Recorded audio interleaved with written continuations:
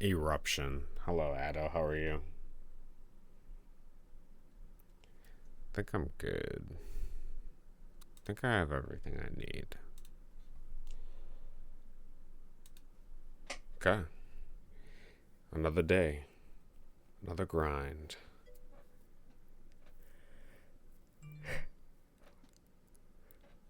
It looks like an Ado face. Yeah, I was gonna say, is that an Ado? What am I looking at? Beautiful. Okay, hold on. There is one thing I want to do first. Let's just get in the swing of it. I got a few more things to do before the update. And then we're kind of just free range, basically. I think I'm going to prioritize getting what needs to be done. And then anything else is just additional. So I want to add her getting angry in this level and like hitting you or something. We got to finish up this level. And then I have one more kind of like funny gag to do for this level. And then I can sound everything up in my own time. I got to do music for this one. Maybe just to be annoying, I'll do, if I have time, I'll do music for this one and put a speaker in here so it gets in your way. My camera died. Oh. Thanks. Appreciate it, Ado. I must have just clicked something. Sorry. To reiterate. Yeah, okay. Okay. Guess I'm glad Ado got that. Yeah, it must be something with using the arrow keys to select the scenes. I finally arrived early. Dude, nice to see you, Neum. How are you today? Yeah, so we're going to shore up some edges. I got a little bit of stuff to do here. Got to finish up some of the gags in this level. And then this level I have a little meme for, a little funny thing that I'm going to do that I think will be pretty neat. And then everything in pink is basically just what I need to add sound to, and then we'll be good. That hoodie is red, such a reddish color. A color I read this color. Okay. Ado's creative today. I like it. I like to see it. Ado can only see red. So yeah, we're going to do that. And then I'm probably going to do some playtesting for some of the levels. So if you don't want spoilers, this is not the stream to watch. I'm good. How about you? In the last live, I couldn't stay until the end. Did you manage to finish that deep phase? Yep, I finished. I finished it. It's nice and done. Here's what it looks like. So all of the things, you can see them over top the text boxes. They like slightly are transparent. We want sponsors by Raid Shadow VPN. Is there a Raid Shadow VPN? I don't think there is. And then this guy bullies you, which is exactly what I was aiming for. And he sort of keeps coming after you, sort of thing. And you got to toss him off the bridge, basically. And then once you do, everything dissipates. Actually, I should probably make this text box fully dissipate too. Let's do that. We're at it. And then that's it. That's overcoming the internal critic. It blocks you on your path, but you can overcome it. Yeah, thank you. I really appreciate it. Yeah, make the text box. Actually, I have a dissipate for the text box. And then hearts roll rain. That's not a bad idea either. You can actually beat the level without tossing him off the bridge, too. You can just, like, throw him backwards. But I really like how he turned out. Let's see. That is self-hate, which we can actually turn to pink now. So we're pretty much ready to do sound for it. Like IRL. Yeah, you love your IRL hearts. You really want to see IRL hearts. I actually do have one of the levels I'll be working on probably after the update, probably in January. It's a series of levels based off this guy, and he actually does have a real beating heart that I did. So I do have that in there. We will be doing a real heart at some point. So we're looking for the critic. And we need to make sure he destroys his text box when he dies. Jump off the rhythm. Jump off the rhythm. Now, I'm glad to hear you. You're doing good, Neon. That's awesome. Yeah, it was a tough endeavor yesterday, but we did do it, and I'm actually quite proud now that it's done. So, because because it does feel like something I was avoiding for a while, so. Destroy text box. So basically what we're just going to do is instance exists the text box with created. I think we set them to dissipate when the, let's look at these guys. I should have a dissipate thing in here. Something with the text box, dissipate.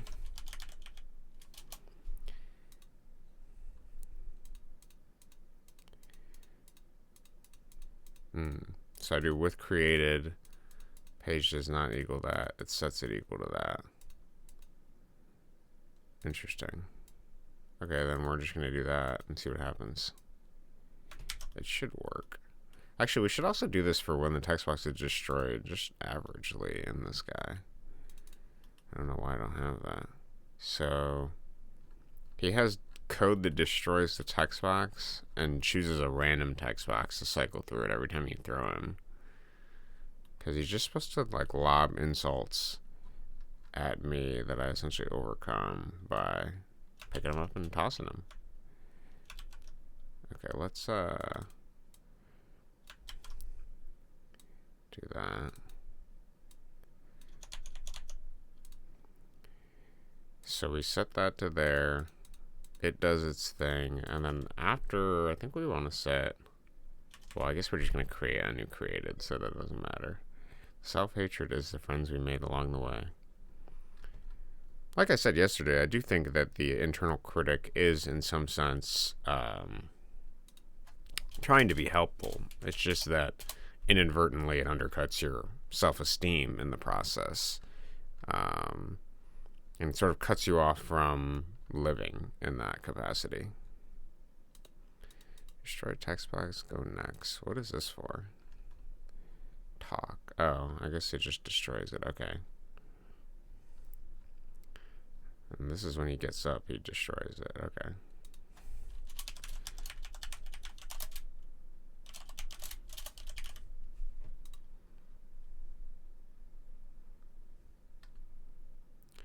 Yeah. Okay, I think that works. We will see. And then let's do the dissipate as well for this here, so that it dissipates away, and then we'll test it. You bring a carton of milk, the world becomes a carton. Befriend your inner self-hatred.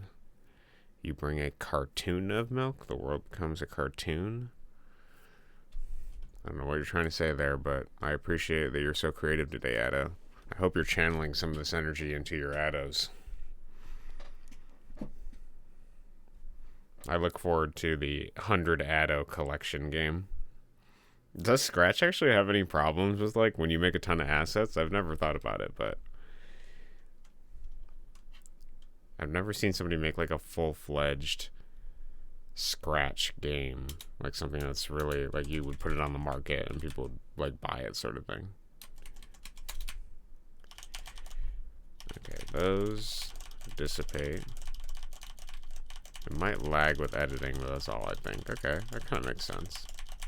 I suppose I can see that.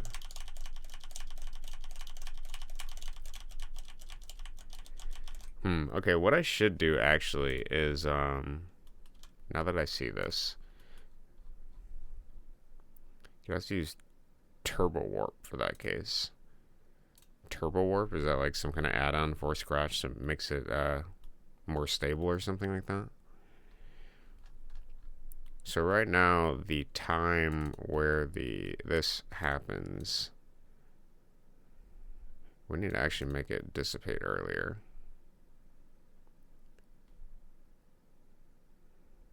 So actually, let's dissipate the text box right when you pick them up and throw them. Oh, it just makes it run better. It turns into Java code. Okay, interesting. I've never heard of that. I'm not very proficient with Scratch. When I was doing my associate's degree, we did have a class where we had to make, I think, a Scratch project. It was kind of silly. I don't remember that at all. But I did find it interesting. I personally prefer GameMaker's drag and drop if I was going to do anything in drag and drop type code. But I like the scratches, something fun that it's relatively easy to get people to understand how coding and programming works. I think it's really good at that educational aspect of it, which I think is why they have so much in the market to begin with, as well as just, I mean, I saw your page, Ado. You have like 2,400 games on there that you've remixed or edited, or even just tinkering with things like that. I find very fascinating, because I think that's how I kind of learned to program myself, was just doing tutorials and then tinkering with it and trying to make it more what I wanted. So okay, so that dissipates the text. So when you throw him, it's going to dissipate the text box. And I'm pretty sure at the end of the dissipation, it automatically will destroy it. Yeah, the problem with Scratch is that the moderation kind of sucks since there aren't enough moderators. I never thought about that, but yeah, there probably isn't any moderation. Is there like random, like 18 plus projects that accidentally get uploaded because there's no moderation, or what? Or is it just like trash games, or what?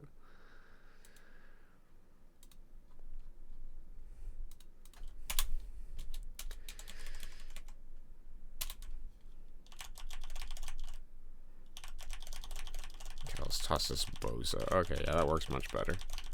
This idea of picking him up and just tossing him.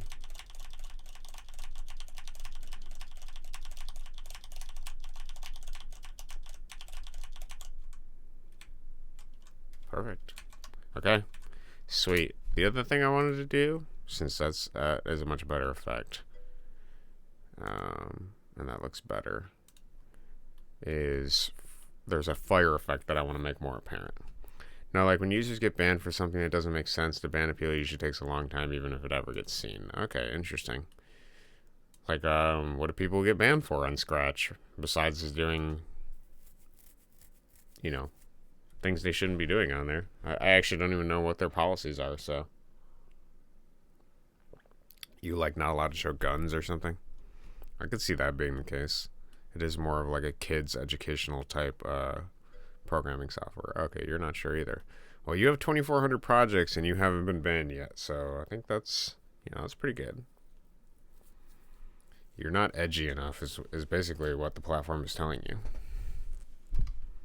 Not edgy. All right, so well, I think it's if people. Yeah, I imagine it'd be gore or something like that. It's the same stuff I got in trouble for when I was in school, so sounds about right.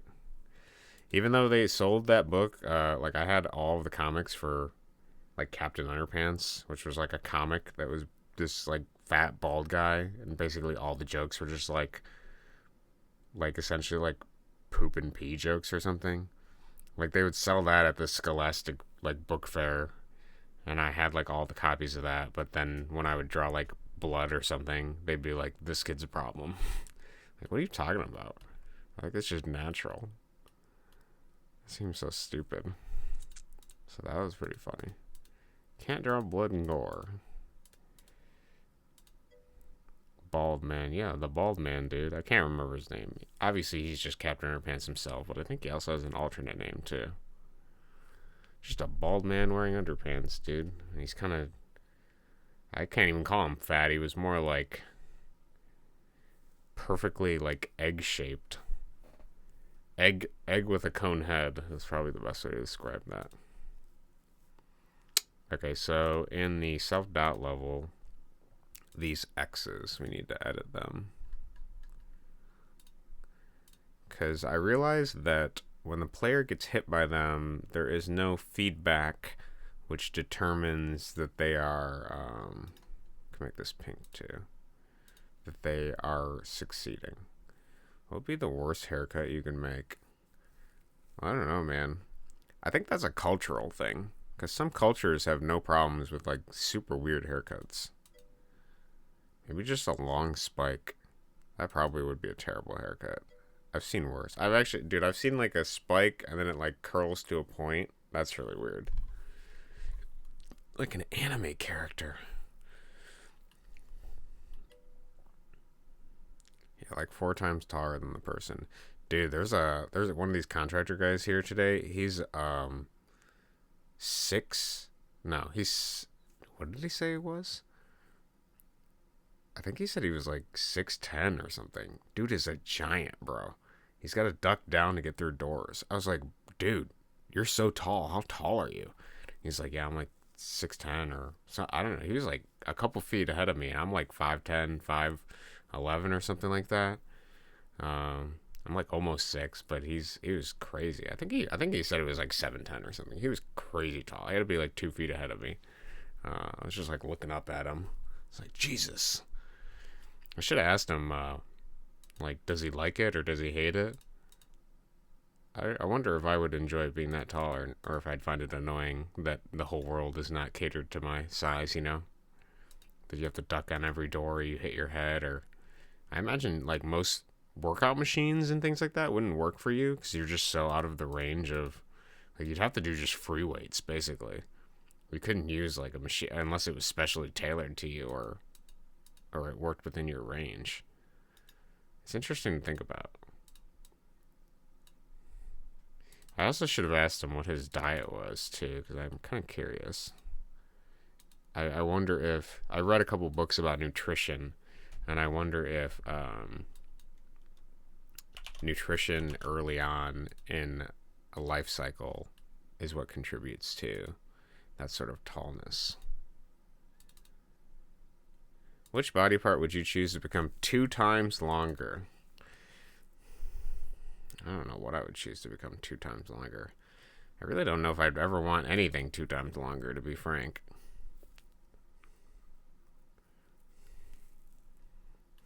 What about you? What body part would you want 2 times longer?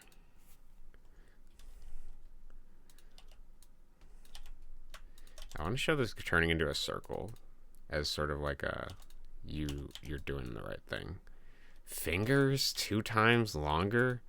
Bro, you're crazy. There's no way.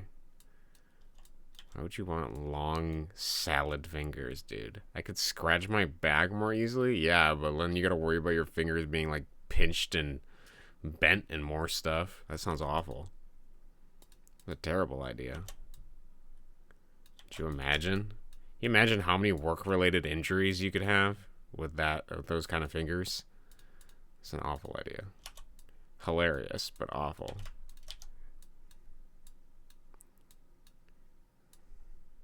If you're just looking to scratch your back, you might as well just make your back 2 times longer. Then you got two times as much space. Skin would be worse. Skin would be worse, dude. Okay, we need to get more to a circle form, I think, here.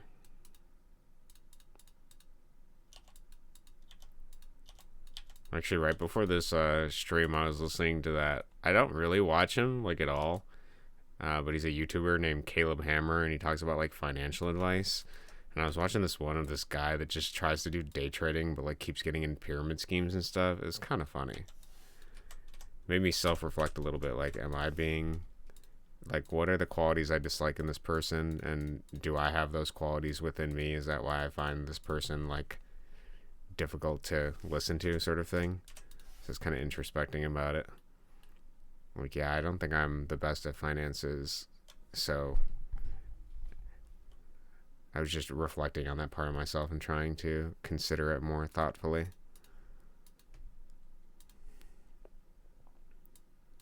Yeah, I see what you mean now. Yeah, for long fingers, it'd be terrible. It's a terrible idea. Funny, but terrible. I frankly I wouldn't want anything twice as long. It's long enough. If it starts getting any longer, then it's just more difficult to deal with, I think. Let's add another frame animation, actually. Let's do like an outward type motion. Maybe we'll do... I guess I could adjust. Animation? Yeah, we're going to do a little bit of animation here. I want to do like a sort of... just a little... spread out. Yeah. I think that'll add to it. Well...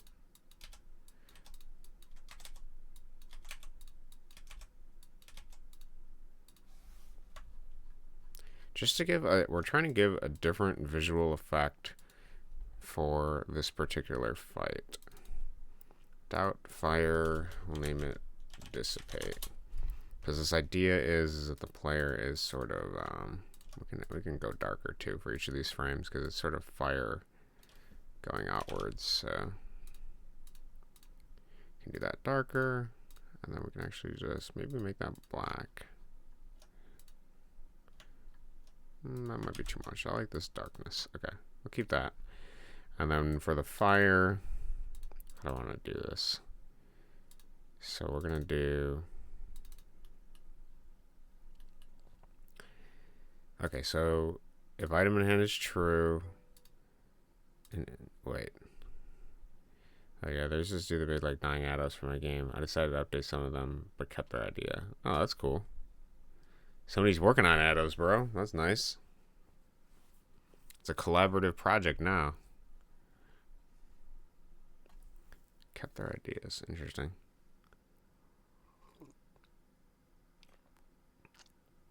Alright, so if the player's holding something in their hand, then they get killed. Else, if they're not standing still... Wait. If they're okay, got it. It's only art, got it. Should I upload and show it to you? You can if you want. Did they tell you to use them? That's cool. You got fans, bro. We're not the only fan here. We got plenty of fans. Okay. Oh, also, I was gonna say as well. Yeah, okay. I'm just making sure I have everything red right now.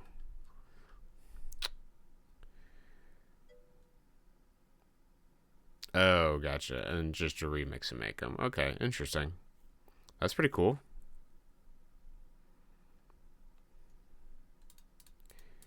It's pretty neat. To remix arrows.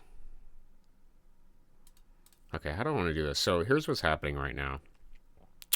For this level, you guys are here for spoilers anyway, so we're going to spoil some of it. So if you're holding self-doubt, which is that ball, you instantly die if you get hit by this stuff. Okay? So you got to toss it. But every time you walk over it, you automatically pick it up. Okay. Because that's kind of how self-doubt works. That's kind of what I was thinking of with this level. You know, as you walk on your path, you're going to pick up self-doubt. And to overcome it, you sort of got to toss it aside and keep moving. Now, he spits doubt. And if you're moving when you're facing that doubt, if you're trying to run away from it, if you believe it's real in some sense, then you die. Okay? So what I'm trying to do is I'm trying to show that the doubt dissipates when you sort of stand strong and face it without moving or reacting to it. Because I don't think doubt is something... Like, I think the symbolism for me is doubt shouldn't be necessarily, like, reacted to. You should just, like, act with doubt in hand, like, in mind. Maybe you don't even need it in mind. You should just push it aside. It's kind of what I'm thinking of. Because it's not real, in some sense. It's like an intangible, fake thing. It's just something we build up over the course of learning things through our lives. So that's kind of what I'm thinking of for this level. So what I need to do is I need to make it so that the doubt dissipates. Right now I have, if you have an item in hand, and the item exists, and the item is equal to self-doubt, assuming that you're meeting the player, then the player dies. Maybe what I'll do is okay, so these are all going to happen inevitably, right? So if the player has the doubt in their hand, they die. If they're not standing still, they die. If they're not falling still, then they die. Okay. So, but we've already assumed that they've met the player. So if that's the case, if they've met the player, I'm going to actually do the sprite index equals SPR doubt X dissipate. And then, do I have a fading variable? I don't. What is fading even used for? Okay, we'll change this to dissipating. Okay, dissipating. So dissipating equals false. We're going to set dissipate equals to true. Equals true. And then, so we're going to dissipate it. Okay. And then what we're going to do is we're going to do if dissipate equals true. And we should also do and sprite index equals spr doubt x dissipate. Then we're going to do if we're at the end of the animation, index is greater than or equal to the image number, which is the total number of frames in our thing minus 1 since it starts at 0. Then we're going to instance destroy. Okay. And this is to sort of let the player know that they are doing something correct, even if they don't necessarily know what they're doing is correct. So dissipate equals true. Oh, sorry, it's dissipating is what our variable is named. Dissipating, right? Actually, maybe it should just be dissipate. That might be better than whatever this is. Dissipate. Okay. And then we need to ensure that the speed, I actually want it to stop. So the speed right now is a random one. Let's make the speed stop so it has more of a profound effect on you. It looks like it's sort of around you. And then we'll run this, and then we'll look at Ado's stuff he sent me. Sent it on Discord. Also, if you want to see the original remix, it's in the top right when not in full screen. Okay, interesting. Oh, so they can okay, I get it now. So they have Ado. You have Ados that you have up, and then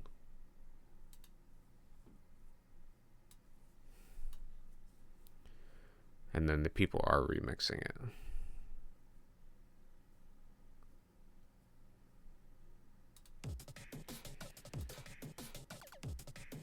Oh my god, this music, bro. How did There we go. Okay, alright. Wait, we can restart this now. Music just kills me. Okay, you got... Dude, these are pretty interesting. Wait, no change needed. Okay, I see. Make an Ado. Okay, so people are making them, they're remixing them, and then you're telling them if they're accepted or not. So we got Yggdrasil Ado. North tunes are hidden on trees with a number correlating to them, i.e. rune 5 scattered around. Okay, so they even give you ideas for how to do it. That's kind of funny. This is a cool one. I kind of like that one. Yggdrasil Ado. This one I really like. I really like the Tesseract Ado. On the moon, there's a hidden 4D cube, which clicking it will bring you to sub area where it's located. Not sure if I improve this one, but I'd probably expand on it. Yeah. I think you can come up with a better way to get it, but I really do like it. It turned out awesome. Triangular Ado.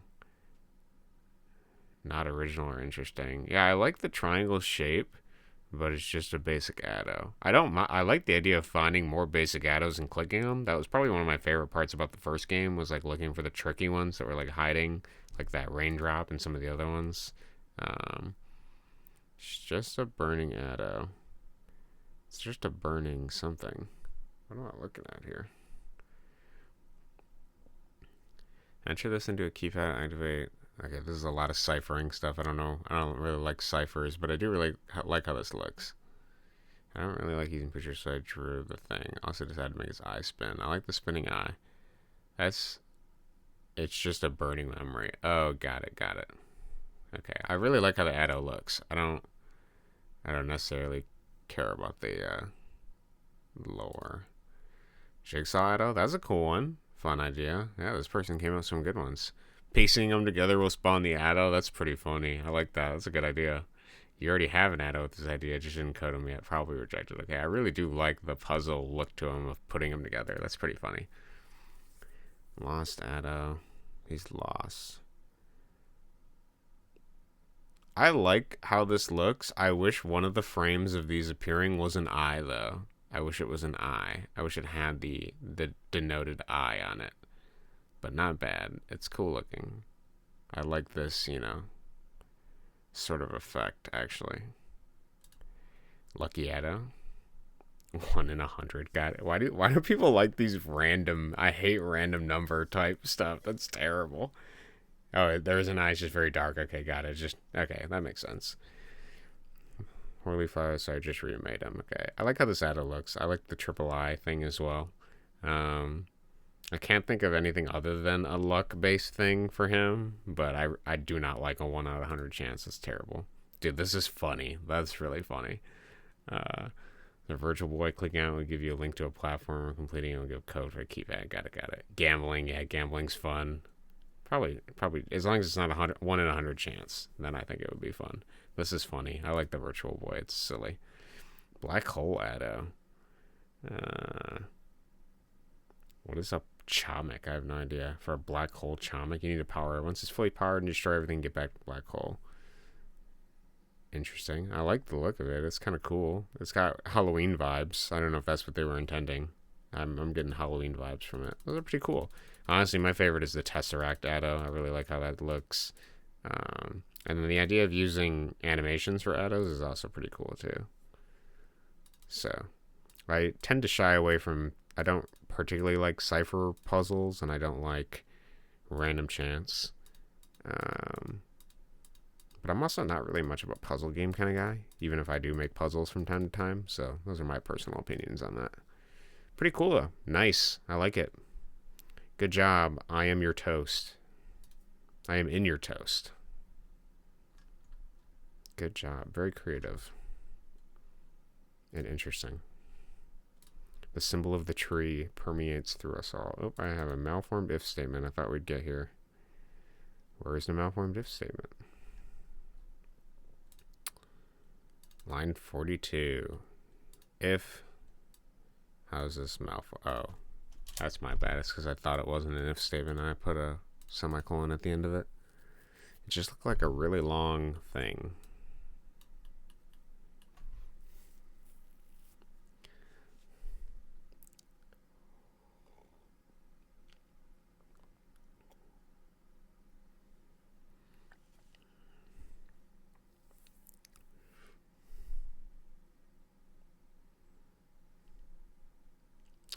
We seem to have a much faster compile time today for some reason. Not sure what happened there. Don't know if I got an IDE update or something. I say that as it takes time for the audio group. Okay.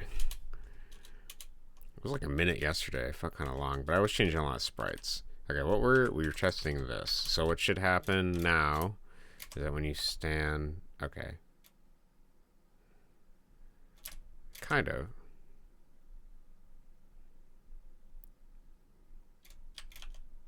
Interesting. I should do actually if gplayer.dead equals false, then I actually want it to dissipate. Because if he's not dead, then don't bother. He should be dead after the script of him being killed. Yeah. I think I'm going to want to make a boss fight. Dude, you should. Boss fight would be super cool. Boss fight Addo, then you get to collect them.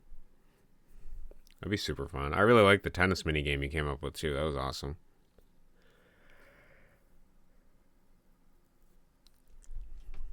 Very challenging, but awesome. Also, I do want to say that I do anticipate getting interrupted at some point by contractors. I'm just letting you guys know. I don't know when, and I don't know how, but they are running fiber to the west building and then the north building, so they're going overhead into the roof. So I'm sure they'll send me a call or something at some point. Wrong level. Let's go to this one.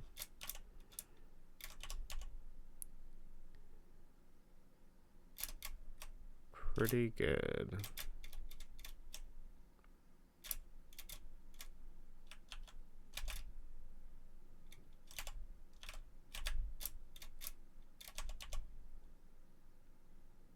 Okay, I like that effect. That's pretty cool. It stops. At least it shows something different happening. I just felt when I was testing it that needed to happen. I also want to test this one a little bit to see the difficulty. It's pretty challenging. It's actually really challenging.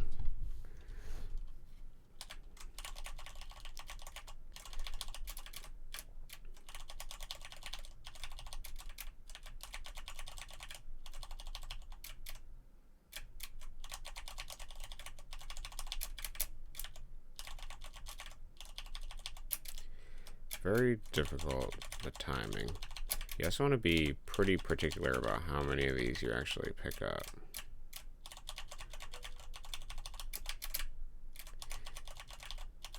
Yeah, you should definitely add addos that are just well hidden. I think that's pretty fun. I like that a lot, actually. I don't think every addo has to be like a multi-step challenge to get it. I really just like a mix of everything. The simplicity of some of those other ones are pretty fun too.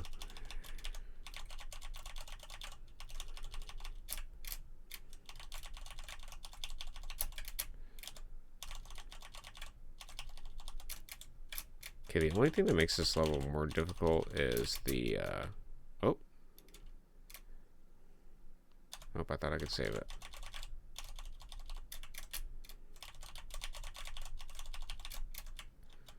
This level is beatable, but it is fairly challenging.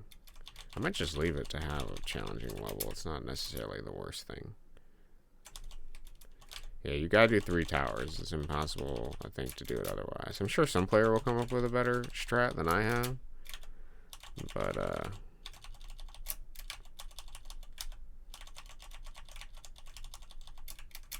it also might be easier on controller. You have to at least get a 5 tower for the final one. You can do like 4 for these. Assuming you can do it fast enough. Okay, somehow I got that. Okay, definitely not that.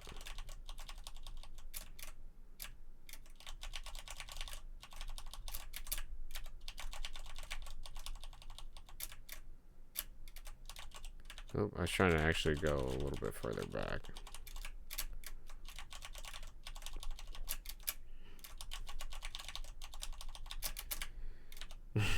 There's something so futile. I actually like how difficult it is because there's something so futile about building these temporary sandcastles that the wave just completely, that's good. Chameleon time, that's a good one. Is something so temporary about spending your time building a sandcastle for the wave to just incessantly wash it away.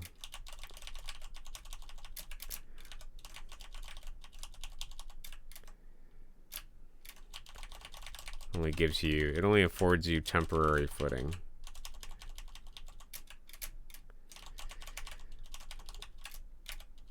You really gotta want it, dude.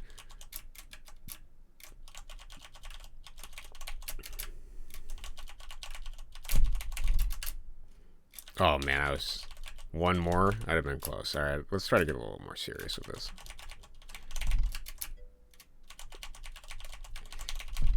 Oh shit. There is a deep meaning to this. It wasn't entirely apparent until we got it up, but there is a deep meaning to it. The lore, I can smell it. You can sniff it too. I don't want to get all that sand in your nose, Addo.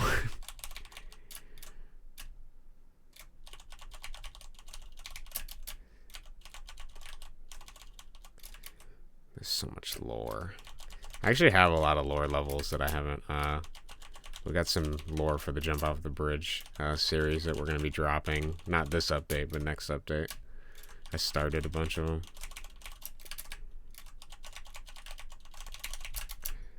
Oh shit, that's it. That is so it. Yep, I made it.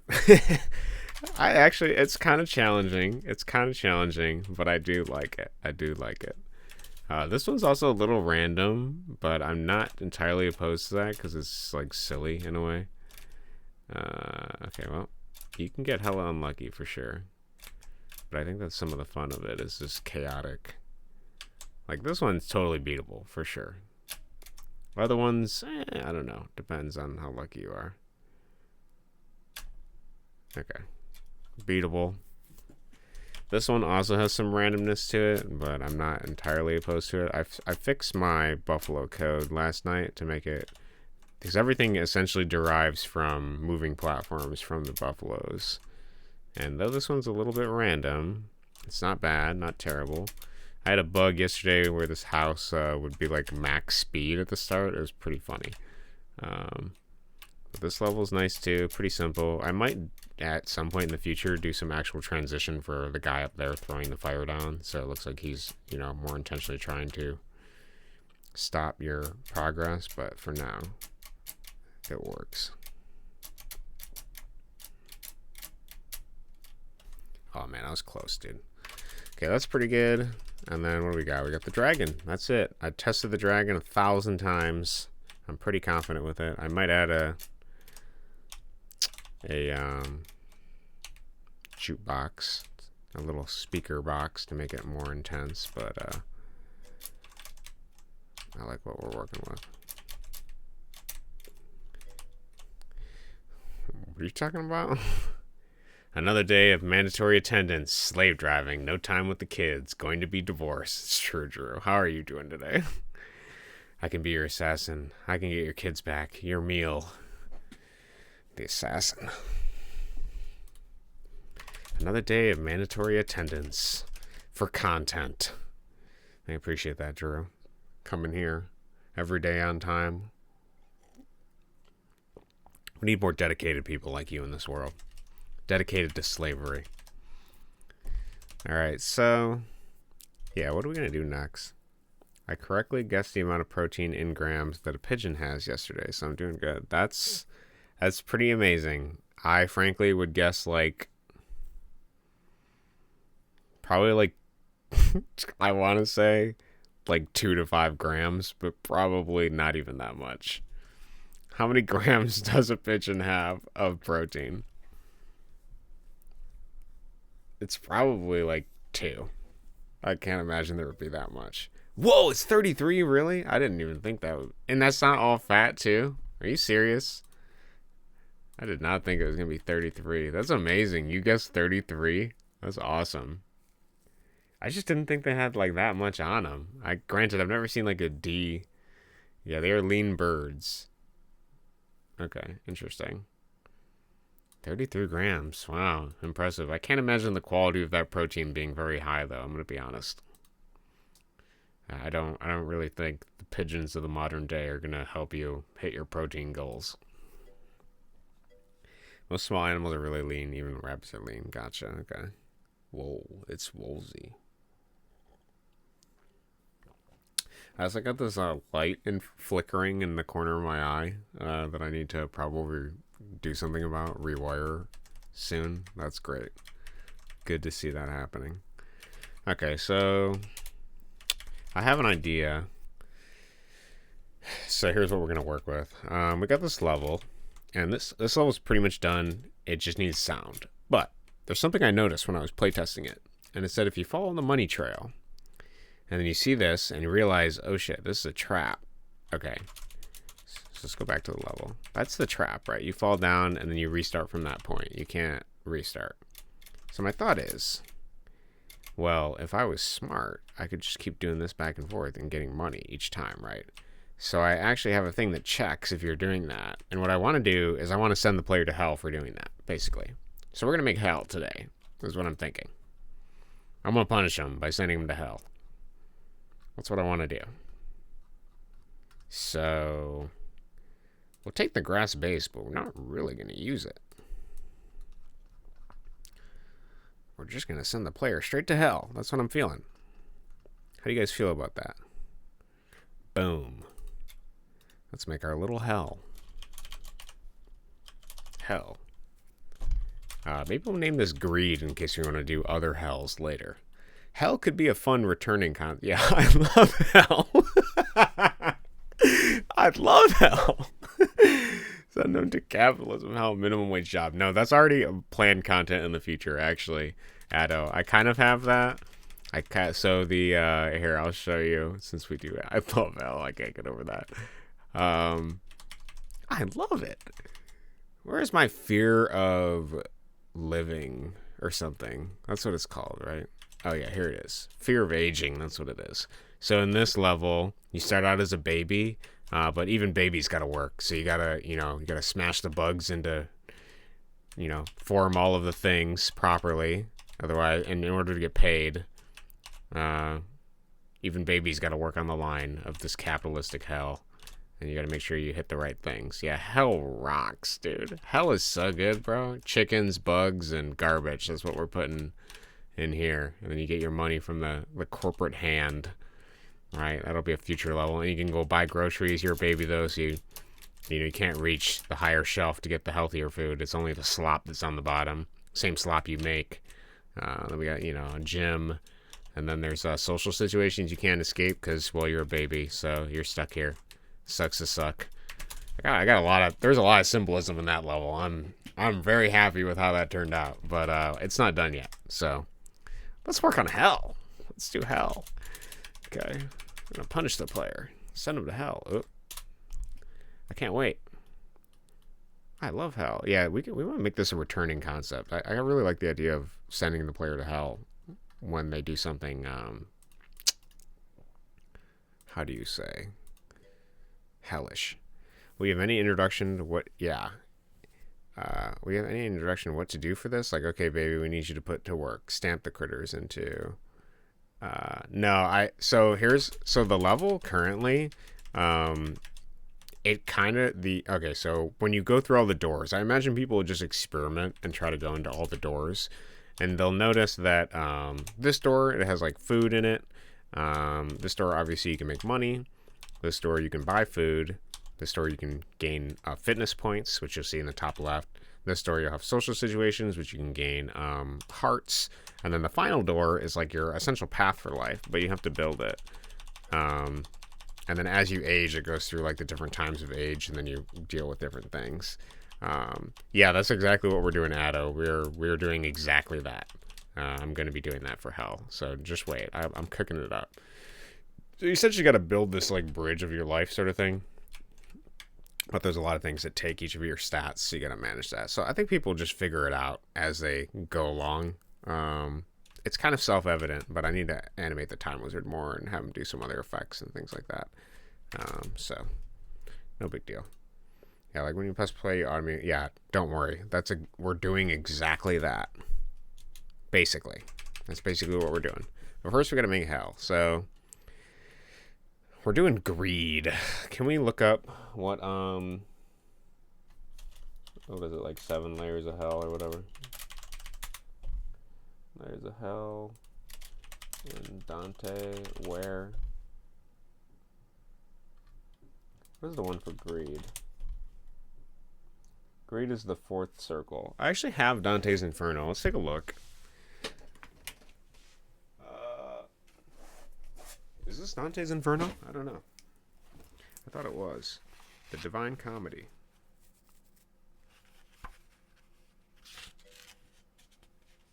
Okay, we have hell. So we have, that's the 4th circle of hell. It says Canto 7. Of the avaricious and prodigal, Pluto, Fortune, the Styx. The 5th circle of the wrathful. Okay, so it's described on, is it 8 or 9? Let's look. Let's see what Dante has to say about hell, because this is kind of where we get our modern understanding of what hell is. Hell isn't explicitly said in the Bible or defined in these layers, but I see it in media quite often. Okay. So some reading of Dante's Inferno. Oh, also, hello Fuzzy, welcome. Coins will fall down like part of the screen. Oh, don't worry, we'll figure it out, Addo. Let's first look for some inspiration. Let's read some art, and then we'll consider from there. How are you doing, Fuzzy? How's your day going? Hopefully good. We stream from the local Taco Bell, as always. Where else do I stream? It's the local Taco Bell, and we're reading Dante's Inferno. There's no better here. We'll make the this is bigger. The local Taco Bell. Of course, there's a lot of local Taco Bells around here. Okay, Pape, Satan, Alep, began Pluto with his clucking voice, and that gentle sage who knew everything said to comfort me, "Let not thy fear hurt thee, for whatever power he have, he shall not take from thee the descent of this rock."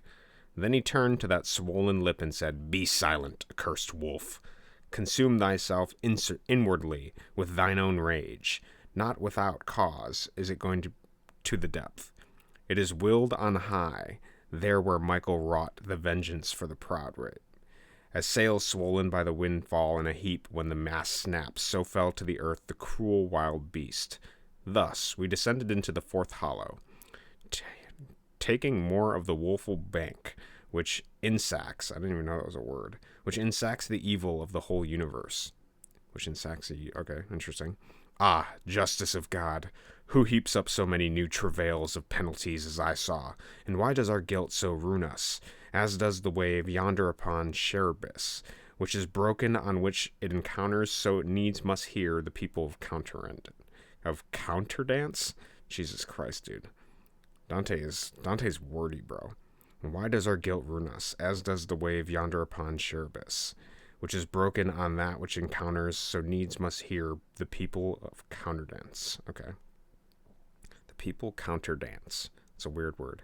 Here I saw many more people than elsewhere, both on one side and the other, with great howls and rolling weights by the force of the chest. They struck at each other, and then they were each wheeled around, rolling back, crying, Why holdest thou? Why flingest thou away? Thus they turned through the dark circle on either hand to the opposite point, still crying out at each other, their opprobrious measure. Then each wheeled around, and he had come through his half-circle to the other in joust. Interesting. I am debugging. That's awesome to hear, man. Debugging. Good luck with that. Yeah, Addo's bugging out, bro. He be bugging. We need bug Addos, bro. Why don't you make a bunch of tiny bug Addos? That's a good idea. That's a great idea, actually. And I, who had my heart, as it were, pierced through, said, My master, now declare to me what folk this is, and if all these tonsured ones on the left were clerks. And he to me, each and all of these were so asquint in mind in the first life that they made no spending in it with due measure. Clearly enough their voice bays it forth, when they come to the 2 points of the circle where the contrary fault divides them. These were clerks, who have no hairy covering on their heads, and popes and cardinals, in whom avarice practices its excess. And I said, Master, among such as these I ought surely to recognize some who were polluted with these evils. And he said to me, Thou harborest a vain thought. The undiscerning life that made them foul now makes them dim to all discernment. Forever will they come to the 2 buddings. These will rise from the sepulchre with closed fist, and these will with shorn hair. Okay. Ill-giving and ill-keeping have taken from them the beautiful world, and set them to this scuffle. What that is, I adorn not with words for it. Now, son, thou canst see the brief jest of the goods that are committed to fortune, capital fortune, for which the human race struggle with each other, for all the gold that is beneath the moon, or that ever was, could not of these weary souls make a single one repose. Interesting. Okay. Master, I said to him, now tell me further this fortune, on which thou touchest to me. What is it which has the gods of the world so in its clutches? Okay, so now we're talking about the meaning of fortune. And he said to me, O foolish creatures, how great is that ignorance which harms you.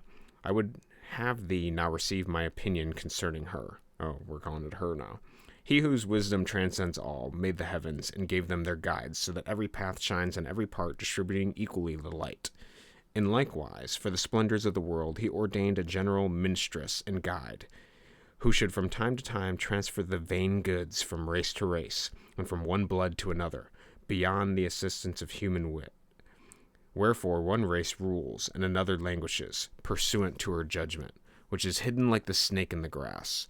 Your wisdom has no withstanding her. She foresees, judges, and pursues her reign, and theirs the other gods. Her permutations have no truce. Necessity compels her to be swift. So often comes he who obtains a turn.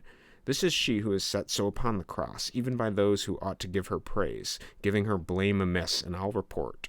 But she is blessed, and hears this not. With the other primal creatures, glad she turns her spear. The blessed she rejoices. Now let us descend at once to the greater woe. Already every star is sinking that was rising when I set out, and too long stay is forbidden. Okay. Why are we citing scripture? We're not citing scripture. We are going to make hell And we're going to punish the player by using greed. So I was looking up Dante's understanding of, well, in popular art, everybody uses the circles of hell from Dante's Inferno. So I figured we might as well look to that for a little bit of inspiration. So that's why I'm reading it out loud now. We're almost done. We have a little bit more to go. We'll read to the end of the chapter. So it's not scripture. Close to it. Actually, we're almost done. We have like a paragraph left. We cross the circle unto the other bank, above the fount that bubbles up and pours out through the trench which proceeds from it. The water was far darker than Perse, and we, in company with the dusky waves, entered down through the strange way. This dismal little stream, when it descended to the foot of the malign grey slopes, makes a marsh that is named Styx, and I, who was standing intent to gaze, saw muddy people in that swamp, all naked and with a look of hurt. They were smiting each other, not with hand only, but with the head, and with the chest, and with the feet, mangling one another piecemeal with their teeth.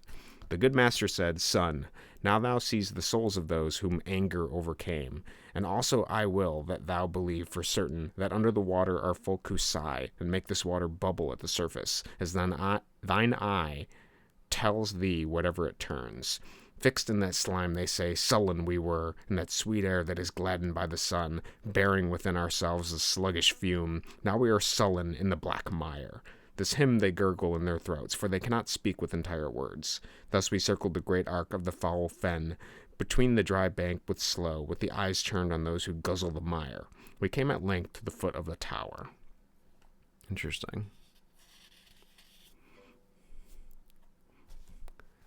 I am fish and a dish, and I have a wish. I don't want to perish, so don't give me anguish. That is my finish. To those that want me to vanish, they should just perish. You don't need to be selfish. All you can do is cherish. Yes, I am Scottish, so don't be foolish. Interesting. Addo's playing word games. Okay. What did I get out of that? I think the most important thing is this description of money, which I do really like. It sort of personifies it as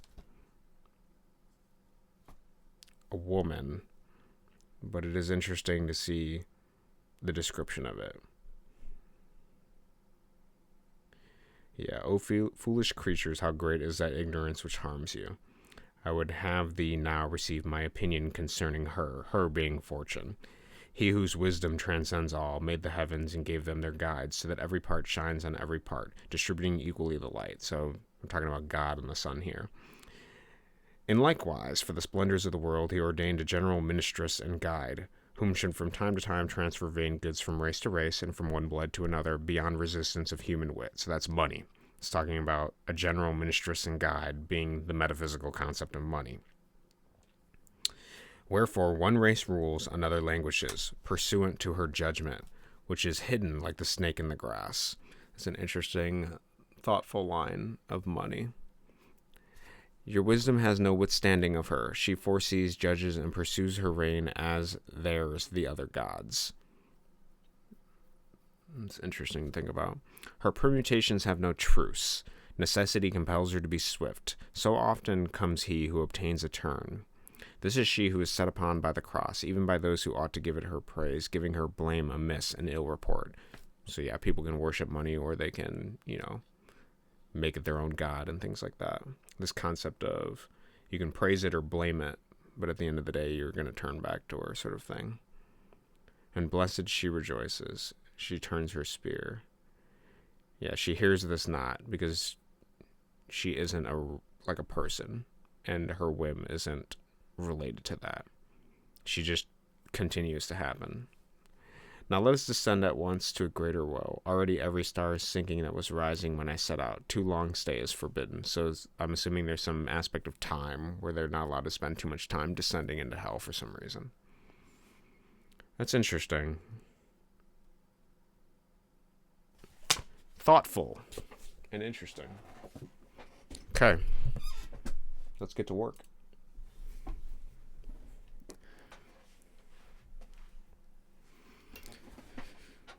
I kind of have an idea.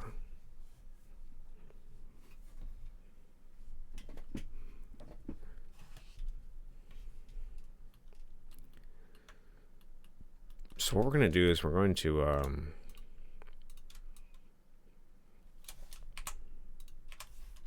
delete this. Okay. What is this level going to be? Okay, so I have this level fuzzy. I have so this early in the game, I decided to add 2 levels. They're each going to teach like different concepts, okay? This level is going to teach that the player needs to be able to grab the ladder. Pretty simple. There's no way to go immediately. There's no death. I'm introducing the ladder from a safe location where they can just experiment until they figure out that they need to press the pickup button to grab the ladder. All right, cool. So as they endeavor this maze, I've decided to troll them a little bit by luring them with money. So as they see, they follow the money trail. Okay, they get to this room. Okay, then they see there's a chest at the end of it. So they can follow this and then fall down here. But then when they try to restart, they're stuck. I can't tell if the light went out. Okay, I guess we'll deal with that later. Let me turn off the light just to be sure.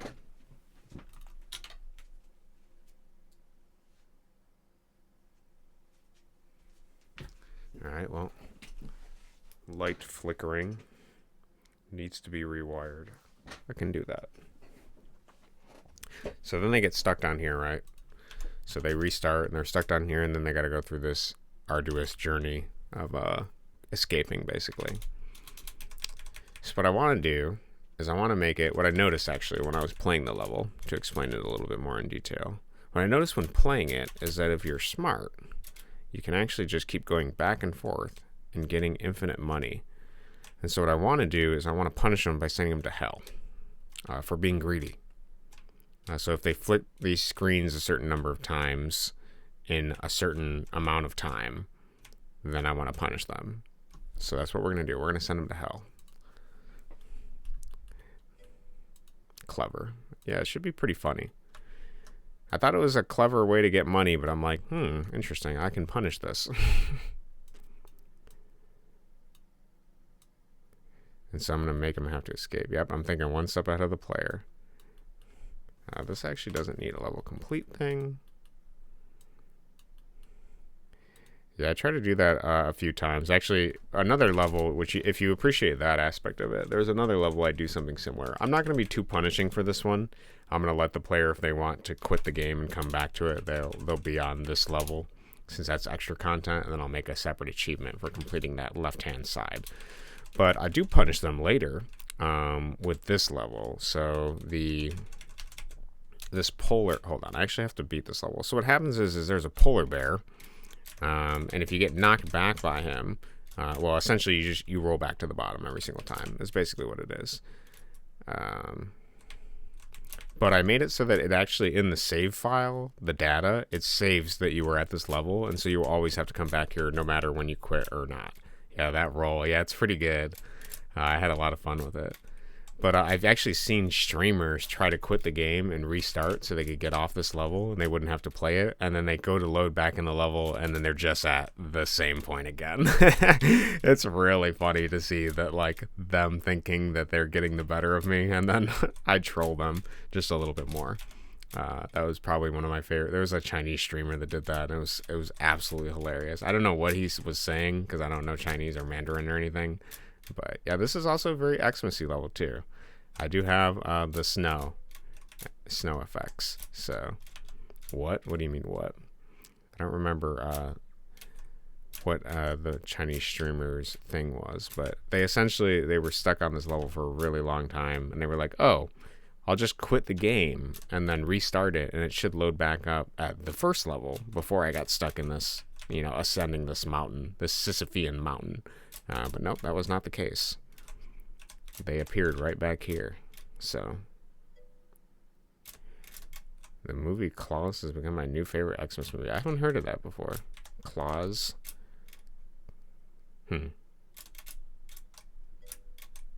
Cost? Can I even beat my own level? It's a great question. No, wait, I'm blind. Yeah. I'm getting destroyed by these icicles, dude.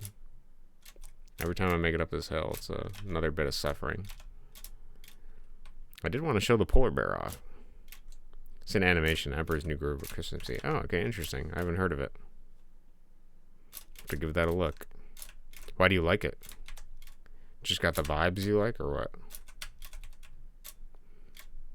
Yeah, so this is what the level looks like. This guy just keeps trying to get you essentially to fly backwards, and the level starts immediately with this big ball rolling. So it's kind of punishing, and it's funny. And then once you get stuck on this level, you're stuck here, basically. So, but entertaining. Painful, but entertaining. Has a heart, because it has heart and is fun, and so sad with the no babies part. Interesting. Okay, I'll give it a look. I'll give it a little check. Check it out. Okay, so yeah, let's make hell. Hell's gonna be pretty simple. I'm gonna be honest. It's not gonna complicate things. It's gonna be relatively simple, straightforward, as hell should be. No bullshit is what I think hell should be.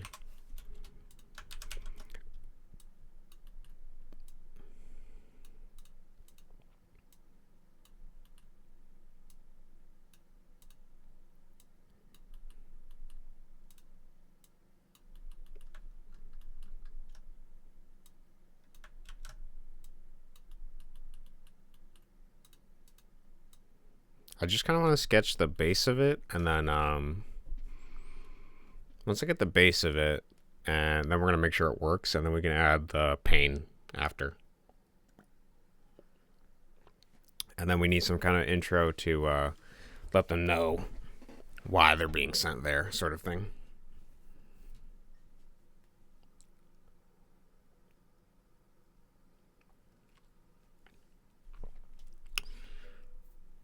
Get a normal level and just add a red filter. Addo, do we look like we take simple shortcuts here? Come on. Why would I do that? Have I taken a shortcut for anything? Were you here when I spent 40 minutes making that door? Yeah, art. That's great. No shortcuts. Got 7 days. I can spend as much time as I want on this. I also sent off the Steam trading cards again, so let's pray that those get done so I don't gotta deal with it anymore. Orange for this. Where is the Laughrinth? Do I not have it in here? I thought I did.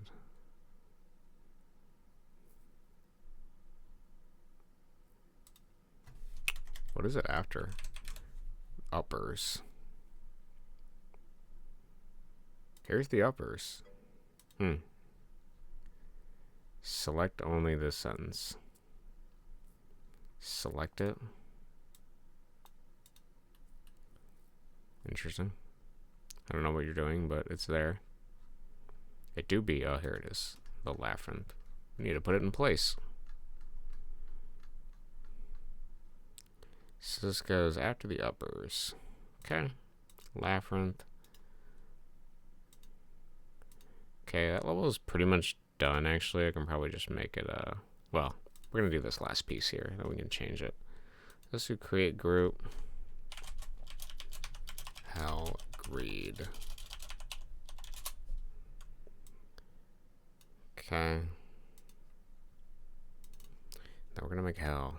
And make sure we have this also over here, too. Cornfield. Oh, we do have a Laughrinth over here. Alright. Orange. Orange. Okay. Well, let's make a level hell greed. Let's put that right here. We can make that one red. Not for symbolic reference, just because I'm not done with it yet. It has nothing in it. I'm not aiming to make this like, you know, to go like super crazy with it and make it a full level, because I don't know how many people will necessarily find it. I'm just going to have as much fun with it as possible, and then we'll go from there. Okay, and then let's also make sure, yeah, okay, how greed is in the right place for this too. Okay, so we have our workspace sort of set up. We kind of got this thing. Shy Addo made. Did you post it? Oh, that's pretty good. I like that, dude. Addos are getting some personality flavors. 87 mental illnesses and banned in 13 countries. Sounds like a few movies I've seen. Didn't know how to make a chameleon, so it's this. Honestly, I think it turned out pretty good.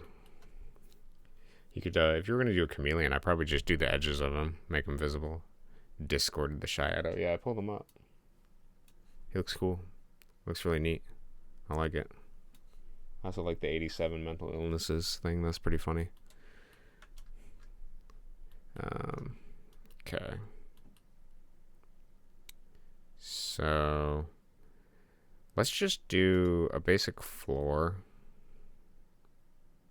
Create sprite. SPR hell ground. What does hell ground look to me? It's gonna be red. It's gonna be some variation of red. Red stone.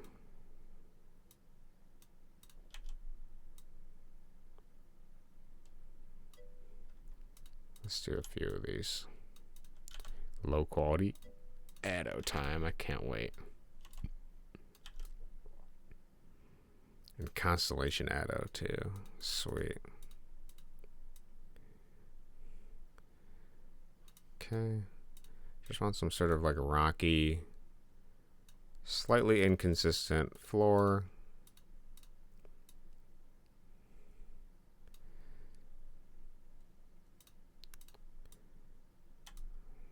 Just make it a little interesting visually.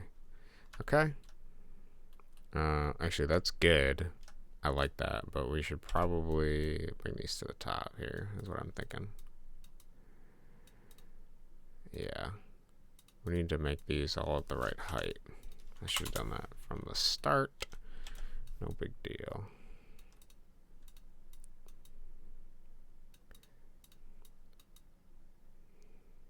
I'm not going to make them precise per frame collision. I don't know if that matters. I'm making a creature run around and panic like you said. Dude, awesome. I'm glad to hear it. Yeah, I figured they'd either like panic or you can like throw them like a bat or something and then they can whack the skeletons. That's kind of awesome, my thought. But no, I like the idea of them being afraid because it makes you feel like you're in the world, you know, a bit more.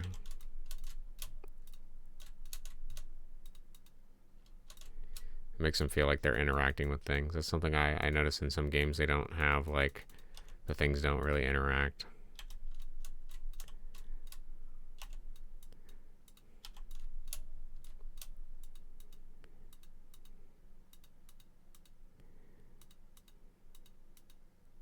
Okay, I feel like this is relatively similar in height and things.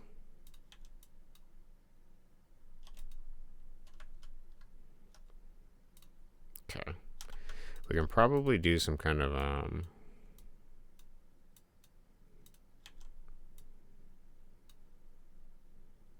don't know how I want to do it.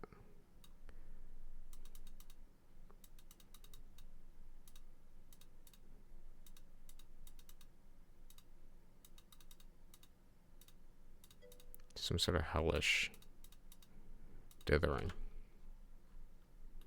Low quality Addo posted. You're doing great with these, dude. I like these. That's really good. Help me. He looks like he's suffering for sure. Hellish rocks. Yeah, make some hellish rocks, dude. Get a little spiky. Oh, yeah, we can add some spikes too. Just our little cute hellish rocks is what we're aiming for today, guys.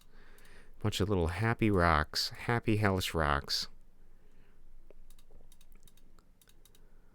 That's what you guys come here for. Happy hellish.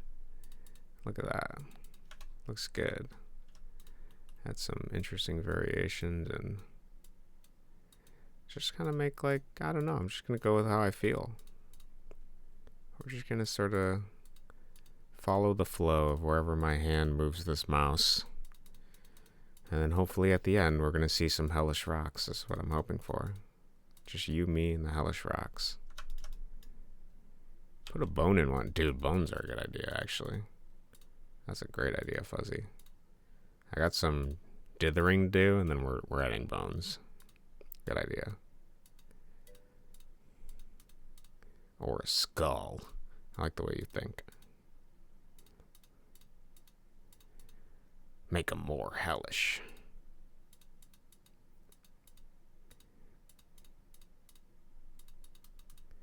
can also add some, you know, kind of forms, some shape. Give the rocks a personality is what I want. Bob Ross, that's exactly what I'm referencing here. And the Bob Ross of hell is what we're doing. Making a nice little place to punish the players. The smart ones that know what they're doing. That want to take advantage of the fact that I gave them a nice little trail of money to troll them. Well, they trolled themselves. That's what happened. Look at that. Coming together, coming together. Get some more thicker forms here. I like the look of that. Nice, nice, nice. Okay. Gonna add some errant pixels here and there. I don't mind random errant stuff. Then we'll have to, honestly, the most difficult thing is going to be deciding the background color slash if we want to do a parallax effect. I mean, that's all stuff that can come later, I guess, but it is worth slightly considering now.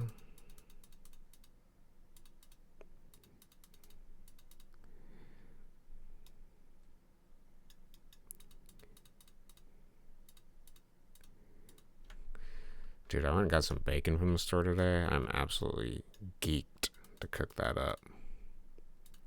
Bacon Maxer. Cannot wait. It's been like a week since I've had bacon. I'm excited. Pretty good. Jazz came at the right time. How are you doing, Jazz? How's your day going? I was making jokes about it, but I do actually, I am excited for you guys to play Path of Exile 2 with Tyler and stuff. I think that'll be fun to see. Calculation Addo done. All good, lol. Yeah, no, I didn't think you were taking it personally. Dude, I love these low... Dude, actually, that's going to be pretty hard to see, dude. I'm going to be honest. I'm pretty excited to try to click on that.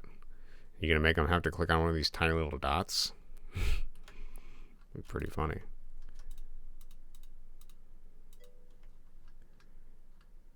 Probs won't be around tonight. No problem, Jazz. I appreciate you stopping in at all. Are you busy at work or something today? You're just not feeling it? You just have a lot of social interaction on the weekends, so I kind of get it. I sort of like that. Let's keep that. Now, do I want to... I think we'll leave it for now. Let's do a collision mask. Might have to get stuff done, and stream seals my motivation. Yeah, that is entirely fair. Yeah, I wasn't around too much last night because I kind of felt similarly as well. And also, I was just finding it boring. I don't know if it was low energy for me or something or what, but...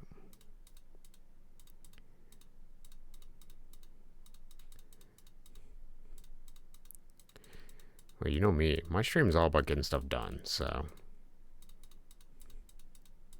Okay, I think that's fine. Sometimes I gotta turn Cody's stream off to get work done. Yeah, that's fair. I completely get it. I do the same stuff. I try to listen to my buddies and I'm like, nope. I gotta turn it off to get stuff done. This guy's doing too much or not doing stuff. Yeah, I was jumping in and out. I was a little bored too. Understandable. He did say he was tired, yeah. So. Fuzzy. Sometimes it is possible. Yeah, sometimes it's possible. I kind of had a thing yesterday where I was just, it was like just me, and then it wasn't until later in the stream, like near the end, that I think Thomas showed up and was like talking, but I had like a stretch of like, I don't know, it was like an hour or two where I was just doing art, basically. I think I was just kind of like muttering to myself. I don't even really think I did anything or said anything specific, but yeah, it's all about the right energy for sure. Depends on the energy, the energy. All right, so we're going to create an object. This is going to be obj held ground. Pretty simple. I like this that we came up with so far. I'm going to add the skull and stuff too. I just want to place it down. Get a little bit of dopamine from seeing it enter the world. And then we're going to, once we breathe a little bit of life into it, we'll add some skulls and stuff. Add a little bit of bones. Make it a real hellish experience is what I'm aiming for. So we got the grass layout somewhere. Here it is. And then we're going to put our hell down. bit by bit. Look at that beauty. Look at that. It's gonna, and then we gotta actually program it slightly. But look at that, looks nice. Sweet. We can turn off the grid, get a good look at it. Cool. Basically, this level is gonna be relatively simple. You're gonna have to climb a ladder out of here. So we'll do that after this. So we're gonna do image speed equals 0. Image index equals iRandom. We're going to do image number -1. So pick a random frame. Pot. Okay. Don't know what you mean by that, Addo, but you could do a pot Addo. Cool. Make it randomly trip you. Interesting idea. Interesting. Actually, to show you, this is kind of what I'm thinking. I probably am going to do some kind of maybe some hill type stuff on the side. I'm not entirely sure yet. And then, yeah, let's look. Let's put the. I'm probably gonna end up using this ladder. So we got behind player. We got this ladder, and then we got the fragile ladder, which breaks. So those are gonna be my primary things. But to start, we can just draw a ladder up. It's going to be more complicated than that, but this is what it'll look like to start. Because I want to program it first and make sure it works. And then go from there. Yeah, and then we can come up with things that make that more difficult. Obviously, we can, make the ladder more difficult, or maybe I can do, I don't know. I like this idea of kind of like a singular type ladder going upwards with like demons on it sort of thing. So that's what I'm thinking of. So we'll do something like that. But as long as I sketch the baseline first, that's the most important part. Let's get it prototyped, and then we can add the pizzazz later. But I will make some bones because I kind of like that idea. We'll see how they look. If I don't like how they look on here, I was definitely going to consider bones elsewhere. So let's see.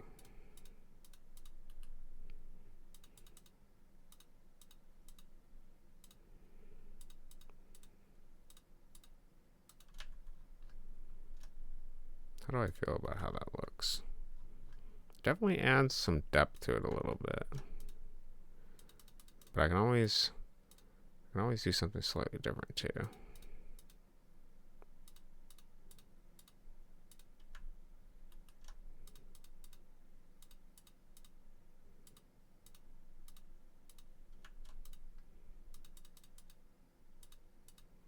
Just draw like another skull here. I like my skulls.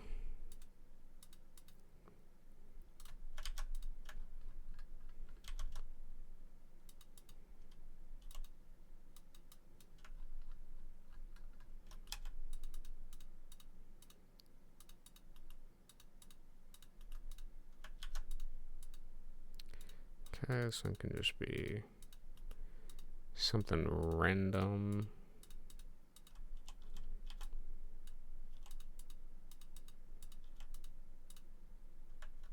Can also do like it's buried in the ground. I don't know if we can imply that line, what our tiny look is here, but something like that. Let's do another.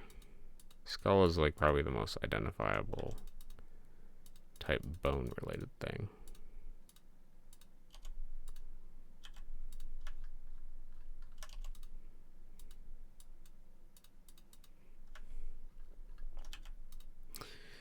We also kind of got to be, I mean, it's just something I keep in mind, but I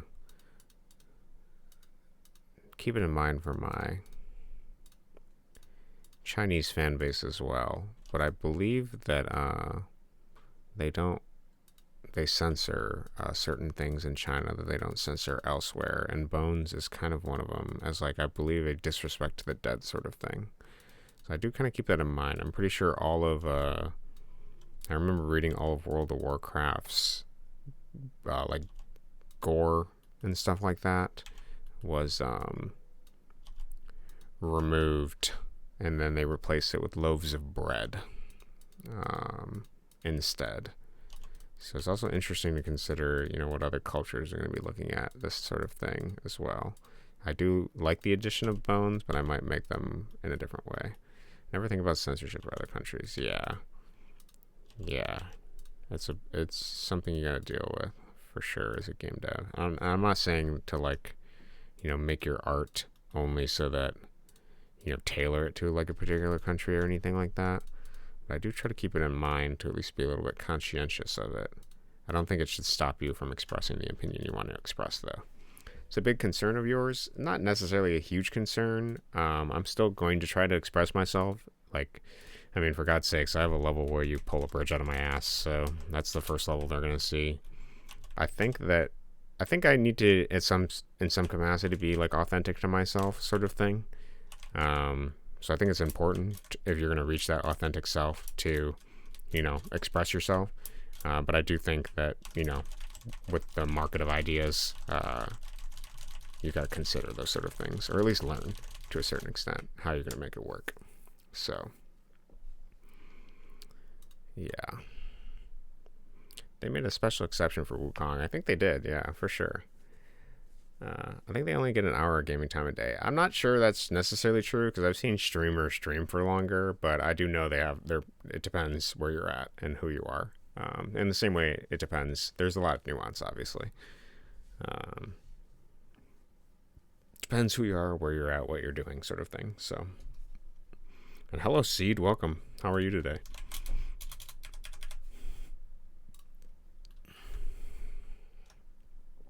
I think overall, the striving to be authentic is the most important thing. I would rather see something that is like authentically someone else than just some kind of like pandered slop, basically. I think it's just a silly rule they don't follow. Yeah, it depends how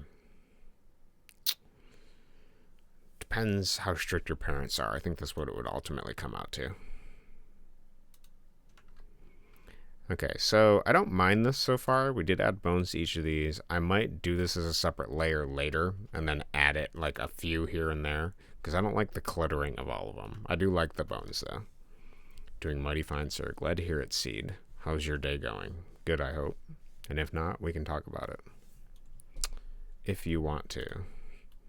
So I'm going to leave the ground like that. Let's do a health fill as well.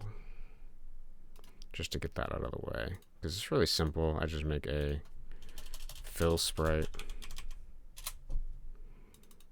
Actually, I'll probably call it health ground fill.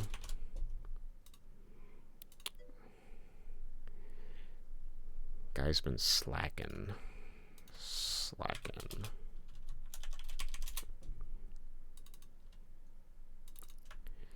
Okay, and we don't need any of these frames. And we're basically just going to keep it consistent with my game and just fill it a solid color. Okay, and then for this fill, we're going to drag this over here. We're going to get rid of this code. We don't necessarily need this. And it doesn't actually need a parent or to be solid because sometimes I allow people to like go through the ground at certain parts for like secrets. So let's place this on the grass layout layer. Actually, this is the grass fill technically. We'll place our object here and then we stretch it. Okay. So that's looking pretty good. I like this. This will be random. So next thing I want to do, now that I have this kind of like base sketched out, is I want to program it. So let's actually do a double ladder. I expect the ladder will be a couple wide. It's not going to just be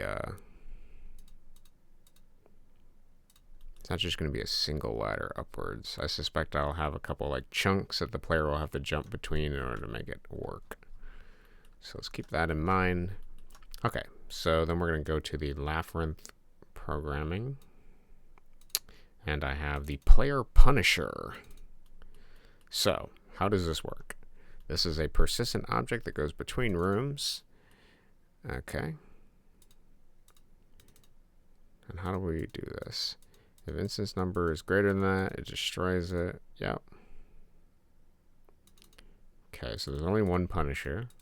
Every time it room switches, last room equals room. If last room does not equal the current room we're in, then we switched rooms, and then last room becomes the room. Okay. If room does not equal Laughrinth or this, it destroys itself. Cool, makes sense. We're only punishing them in this level currently. Room switch. If it's greater than or equal to 3, then it draws the scary face. Okay. Kind of makes sense. Big preach. Big preach. Is that you saying like you appreciate something? Big preach. Took me a while to figure that out, I'm not going to lie. I had no idea what you were talking about.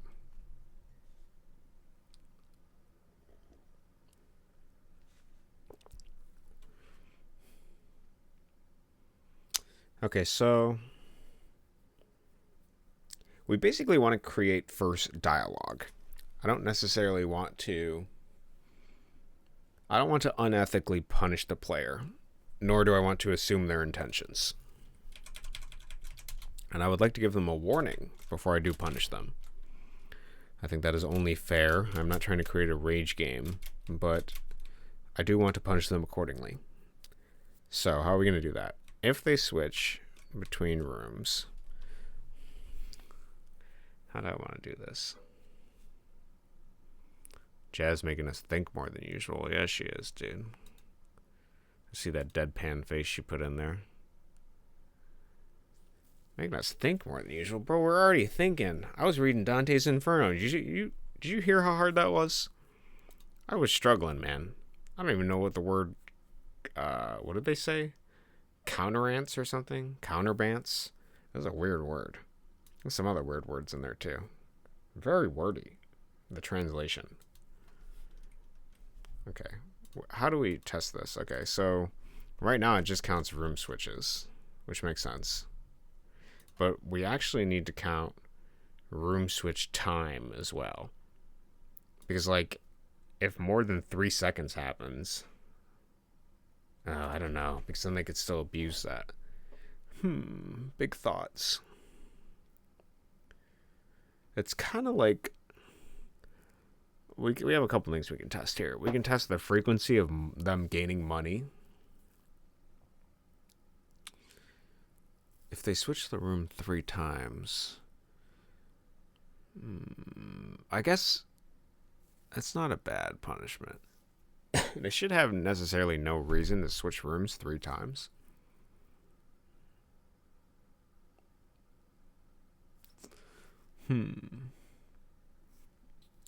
Big thoughts. I kind of want to check the frequency of them switching rooms. I almost think frequency is important. But if I do frequency, the problem is that... So, like, they could grab coins, wait, like, 5 seconds, and then go to the other room, grab coins, right? But if we just check mandatory room switches, then they'll always, if they accrue a certain number and hit it, then they'll always be sent, to hell. I guess it's probably better to do the room switches thing. Because there shouldn't be more than a certain amount of room switches. But if they keep switching rooms, then that's going to be a problem. Interesting thoughts. How do I punish the player accordingly? Okay, so you get in there, you figure out, all right, I can go between rooms. Let's look at it again. Let's see how this, I'm just trying to get a visual. It's a persistent object, so you have to leave this to get here. Okay, so we're here. We as a player feel like we can get one up on the dev for missing this, right? We think, oh, I can just grab coins and go back between each of these rooms, sort of thing.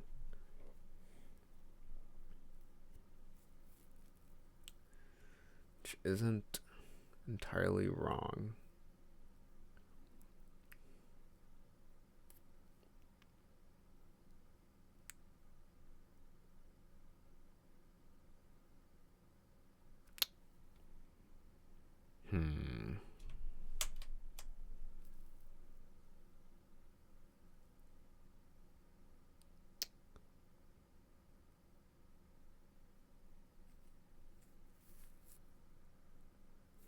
So my thought is we'll leave it as a mandatory to start, and then we'll just check if it works, and then we can work from there.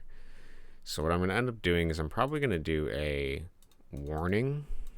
So we'll do phases. I feel like phases is going to work. So we'll do a warning, and maybe I'll give them a second warning,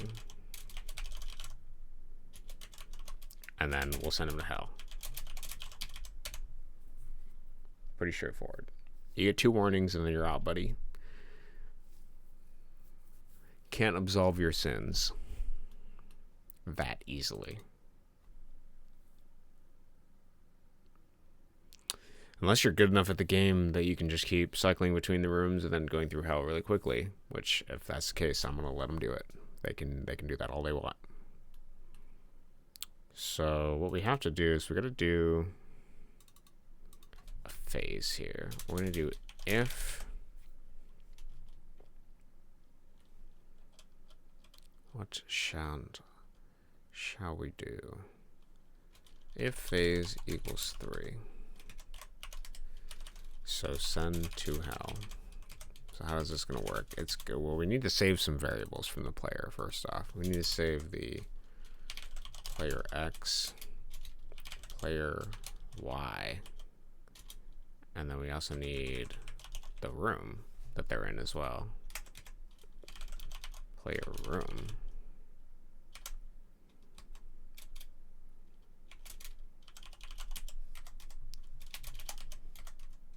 I guess this can just equal room itself.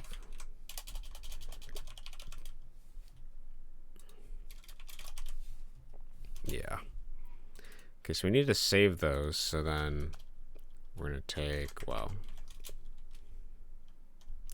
yeah, that's what we got to do. And then we're going to hit them with a transition.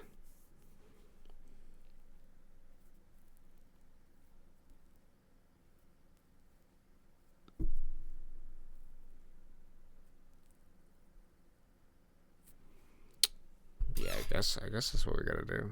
Okay. Second warning. Trap, then send to hell. So we're gonna do, yeah, that's what I was doing. And instance exist obj player. Okay, then we have player x equals obj player dot x, player y equals obj player dot y, player room. It's basically just gonna equal the room that we're in. That's the same room the player is in. So save variables for later. And then what I want to do is I want to do this. I don't want this to destroy itself if it's in the hell room either. Hell greed. Okay. Why do I have a hell 1? What is that room? Oh. What? Okay, I guess I have a hell room for some reason. Has nothing in it.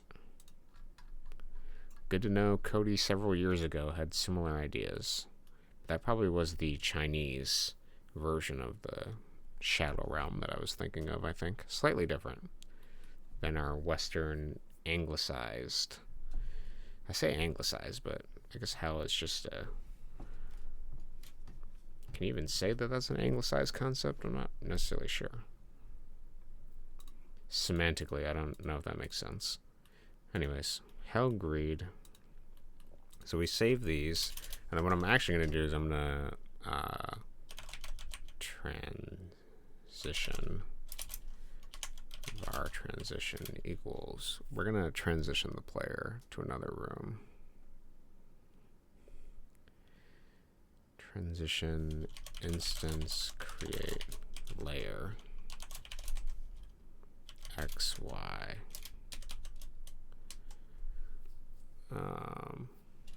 It can be invisibles. obj room. What is the room transition called? I haven't thought about the name of that in a long time. It's obj next room. Next room. Okay.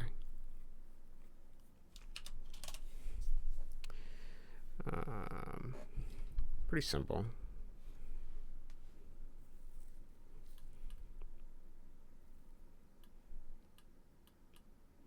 And we're going to create it. So it's a 32 by 32 sprite. So if we create it not on the player, but close to the player, it should work. Player.x, player.y, and then we're going to minus, since it's 32 by 32, we should do minus 16 to get into the center of it, and minus 16. So we're taking the top left, if you imagine a square, we're going to take the top left of it, and we're going to move it 16 by 16 up left, so it'll be in the center, basically. Then we need to give this the right details, which I believe for most room transitions is just 3. Yep. Okay. So, what do we want to do here? We want to do this. Yeah. And I think hell needs to have some special code, but we can try to keep it in here. Okay, so target room is actually going to be level hell greed. And where should we spawn the player? Is this center? It is not center. What does center look like? Here's how I usually do it. I take like an object, and I sort of just count visually like this. I do like a pattern. I see where I'm at. So we have 4 on this side, 4 on this side. You can see that if we do one more of these, this will be center. Oh, no, actually we need 2 more. Or I can just shift it over 1. We'll do the shift over 1 for now. Okay. So now that is perfectly center in the room. Good. I think I want to spawn the player. Now, I could spawn them falling, which would repeat that effect of, you know, them descending into hell. I think we should do that. That sounds fun. This like constant falling sort of thing. Every time they restart, they gotta fall back down. So let's do maybe like somewhere over here. Let's grab the player temporarily. Let's see where we want them. Maybe here. Could be fun. Maybe here. I gotta fall each time. Maybe just even there. Something to show this falling, and then they gotta get up the ladder. And then but if we do the falling, then we can't have anything like that they could grab onto, basically. So we gotta be privy of that, essentially. So everything will have to be kind of slanted and to the right, which is not a big deal. I do like the idea of them falling each time, though, so let's do that. We're gonna do 32, 48. So it'll be 32. 48, and it's going to hit them. And we got to make sure this is actually transition. That's what we're affecting here. This new object we've created, we're storing those new variables in there. And essentially the next room transition is just a thing that executes a bunch of code to transition the persistent player between the next room. But we can actually just create it at runtime, and they'll collide with it. So as long as they're not moving 16 H speed or V speed and able to teleport out of that spawn, it will hit them. Okay. And then what needs to happen? Well, we're going to transition to the room. So then what I should do is if room equals level hell greed, and if instance exist obj next room. So if the transition to the room exists, so if we're in this room and the room transition exists, then we're actually going to grab it. Actually, we're gonna store some things in there. We should probably do this in the end step so that it happens like, well, okay, so here's the problem here. Because everything is flowing linearly with our code, what's going to happen is this is going to create, and then it's going to trigger. And we want to make sure that we're in the room and not using this next room thing that we just created on accident. I think it'll be fine. We'll see how it ends up working. Actually, alternatively, what a better idea would be to do is to just create the next room thing from this. That's what we'll do that instead. Because rather than, we don't know if we're going to grab this one or the one we're creating, and I don't want to delineate between the two, so we'll just create it. So we have a scale of 15 and 0.5. So let's just do that. We'll make a variable called createExit, which equals false. And we'll let this object that is persistent between rooms, so it's not being destroyed, deal with it. So if room equals that, and createExit equals false, we're going to create the exit. So let's do that, just so we can avoid some of these problems. CreateExit equals true, since we're going to create it. Instance create layer, and let's make this exit var exit, since we're going to give it some code as well. We're going to no, we can't use exit. Exit hell is what we'll call it. Okay. Now we're going to create it. What is this? We're going to grab these variables. So it's 0, -32, 0, -32. The layer is going to be invisibles. All my invisible objects are on the invisibles layer. It is not specifically invisible, but it's just what I call the layer. I'm going to do next room. Okay. So to make it span the entire width, that's the first thing we got to do. We're going to do exit hell.image xscale.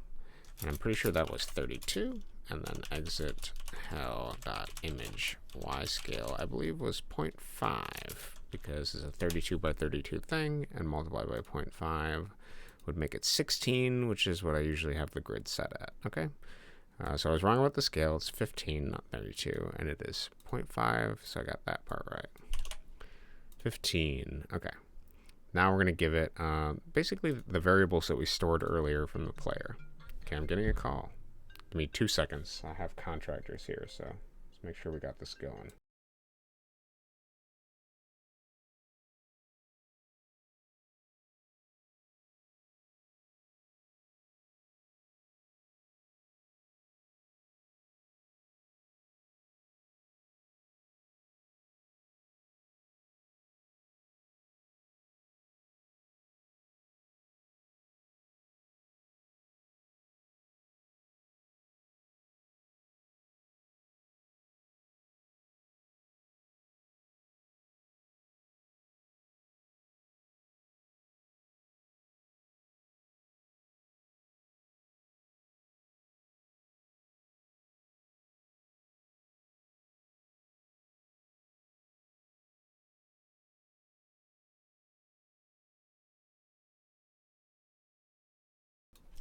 All right, we're good. I just got to lock closets after stream. NBD. Okay, back to hell. So, I just wanted to say that. I thought it would be funny. So we're going to take these player variables we have. Actually, we're going to take these. This is what we want to start. So exit hell is going to have a new target, and that target is going to be the things we stored. So we stored the player room here, and we stored the player X start and the player XY. Player Y. Okay. So then we're creating it. We're setting the image X scale so that it is the current size it is right now. We can delete this now. We don't need it anymore. Okay. Some kind of thing there. We'll just save that. So that'll create that at runtime. The persistent object shouldn't destroy itself, and we should come back to this room. So now, in order to test it, the only thing we got to do is make sure that it's on phase 3. So what we're going to do is, if room switch is greater than this, then instead of doing the scary face, we're just going to immediately punish the player. So we'll do phase equals 3. And phase 3 should just take the player's current variables, create the transition, send them to the room.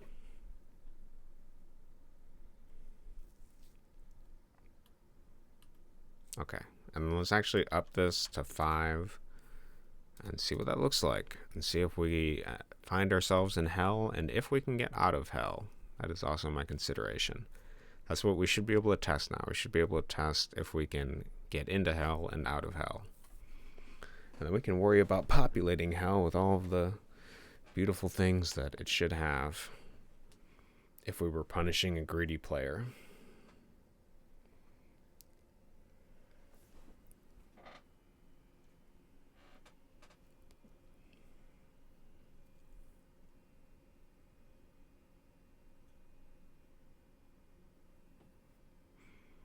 Ah, the beauty of game design.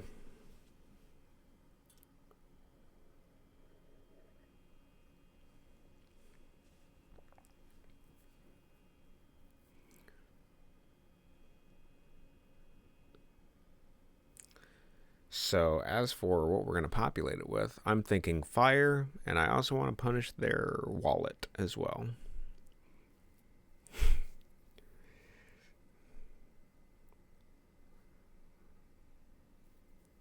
I've actually had a lot of jokes over the years of people joke about me making like microtransactions or something for the game as like a joke. And I've always shied away from it because I don't want that opportunity for, you know, that sort of thing there. But doing some kind of microtransactions would actually be really funny for this level, personally.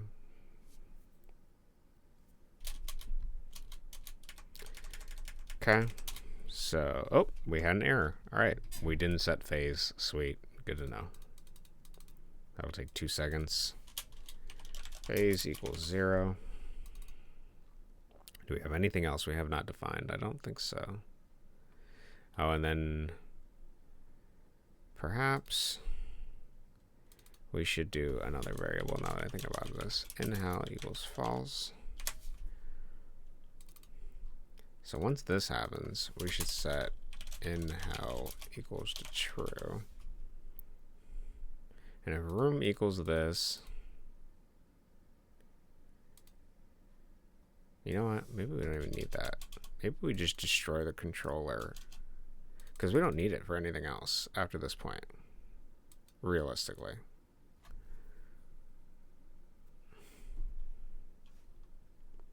We don't, really. So once I create the exit, we can just destroy this instance, because it'll spawn another one when they get back to the real world.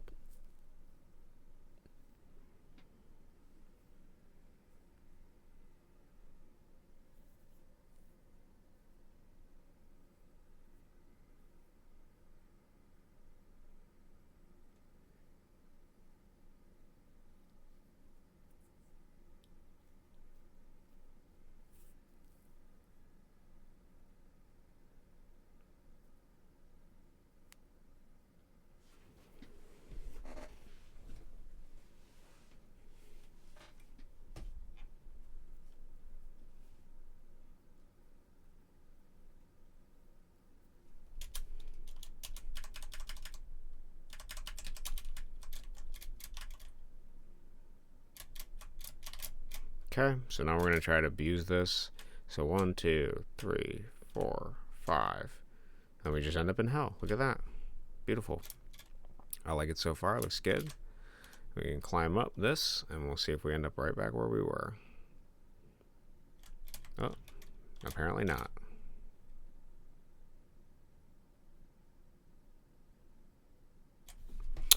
Okay, so there's something incorrect happening here. Let's figure out what it is. So we are creating this. If room equals that, create exit equals false. Does create exit equal false? Yes, it does. And we destroy this instance. Cool. Oh, but the problem is, I see the problem. The problem is that this, yeah, we have something interesting to deal with here. So we're creating an exit. But the problem is that when you press restart, the exit goes away. So we do actually need this guy here longer. So here's what I'm gonna do. We will do our variable, but we'll figure out another way. So in hell equals false. So here we're gonna set in hell equals true. True. And then what we're going to do is we're going to do if room does not equal level hell greed, but in hell equals true, then I want you to destroy yourself. So that'll set the destroying. So now how do we make sure that this happens every single time? So what we got to do is we got to do and instance does not exist obj next room.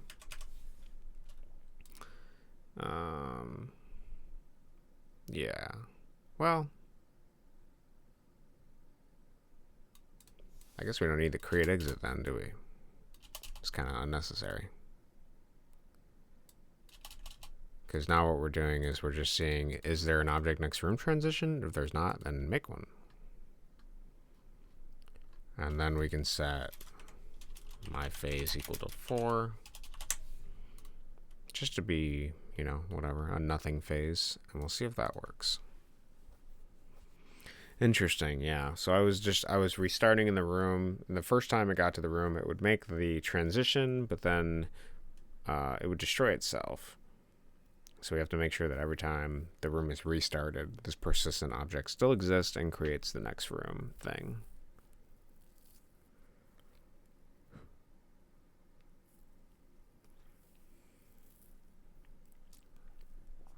Actually, as I'm thinking about the inspiration for this level, I'm thinking a little bit about the Atari game, E.T., which was cited as being like the game that kind of like in modern media, it's like mythologized as being the worst game for the Atari and almost crashing the entire games industry. But the truth is actually much more nuanced, as it often is that it wasn't related to one game that a single programmer was rushed to make before the Christmas season as part of a market deal for the movie tie-in with that beautiful alien E.T. No, it was a lot of other factors. Okay, what do we have here? We have a complete dark screen. Interesting. This does not exist. Okay, so we're in the room. That's interesting. Why was it after multiple refreshes I was able to get out of here?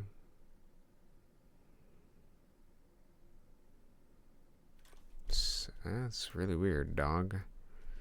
I'll finish my thought in a second. So, if room equals this, and instance does not equal obj next room. There is no next room in here. Okay. Instance create layer next room. Phase equals 4. If level does not equal hell greed, and in hell equals true, destroy the instance. Maybe what we'll do is if phase equals 4 and room does not equal level hell greed, then destroy. I think there's something wrong with the destroying aspect of it. Does not equal that room. Okay. Let's give that a run. We'll see where we're at. Now, the great games market crash was probably more related to just the low quality games that were being put out and all the competing systems, and they rushed to get as much money as possible at the expense of the players and their parents, more likely, among other things. But in the game E.T., it's an interesting concept. It's just a little bit poorly executed because of the rush. But people have fixed the game to make it better. Now we have a different low quality AAA games. It's true. Yeah, we're getting the asset flips of the modern day. Some people went in and fixed E.T., and it actually is pretty playable and pretty entertaining. And they explain what they did to change it. Basically just changing some collision boxes and things like that, making it a little bit more fair, and then sort of explaining how the game works a little bit better than the game does itself. With a better manual, I believe. But in that game, you fall down these pits. And I was kind of thinking of that like when I was thinking of this level here. You're falling down this like hell pit, essentially, and you have to climb out of it. It's basically like a repeat concept in that. Okay, for some reason, we get a permanent sort of black screen for some odd reason.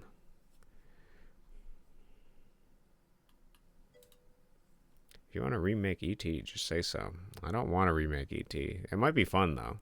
It's a pretty simple game. You basically just have to collect several pieces for your spaceship or whatever it is, and then you got to avoid the FBI or whatever tracking you down, and you have to descend into different pits, or I think you can even use like a scanner to determine what pit has what piece. Pretty simple game. Probably would take like a couple days to program it now if you were using something like GameMaker. I could probably get it up and running in a day, frankly. I think so, but it wouldn't be good, but I could do it.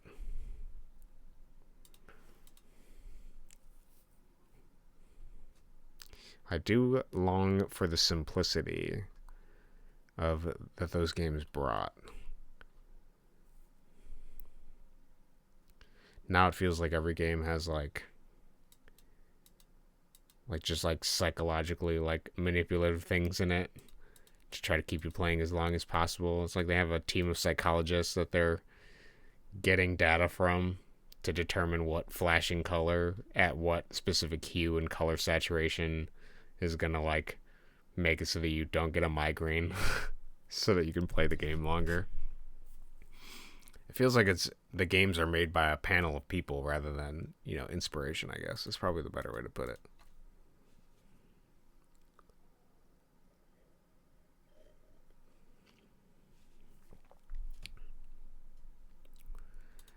I don't know what our problem is. I'm going to be honest.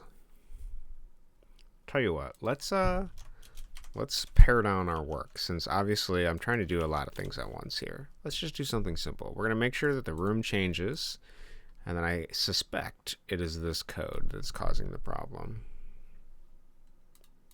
So we'll see if I comment that out, and there's no destroy since we're not getting to phase 4. We'll see what happens. Oh, actually, I think I just solved my problem. Never mind, I figured it out. I think the problem is that we're in phase 3, and this is exist player. We immediately have to go to phase 4 here. Otherwise, this is going to run multiple times and keep transitioning the player to hell. That's what I think is happening. And then in phase 4, we can probably have this code. Or, I guess it doesn't matter, because this is turned off now. So then, if room equals hell, and since it's not equal this, then we go to phase 5. And then phase 5 can be this.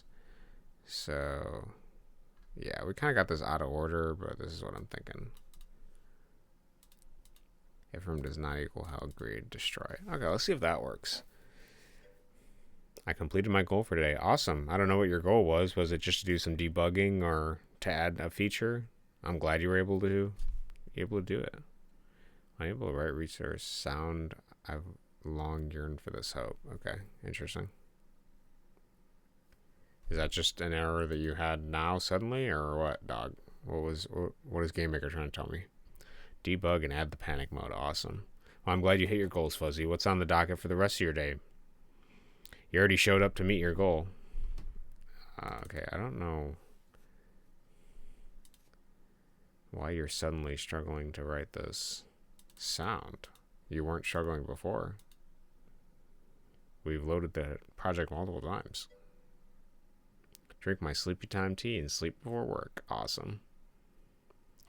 Do you work like a night shift or something then? Unable to write resource. That's very fascinating. Okay, let's try restarting GameMaker then. I can't think of what else it would be. Yeah, thirds. Okay, gotcha. You're a nighttime shifter.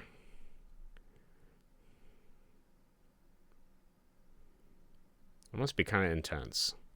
I didn't like when I worked midnight shifts, so. I worked at a printing company, midnight shifts. I was, with my father, which working with my dad was fine, but it was just really boring and kind of random work, frankly.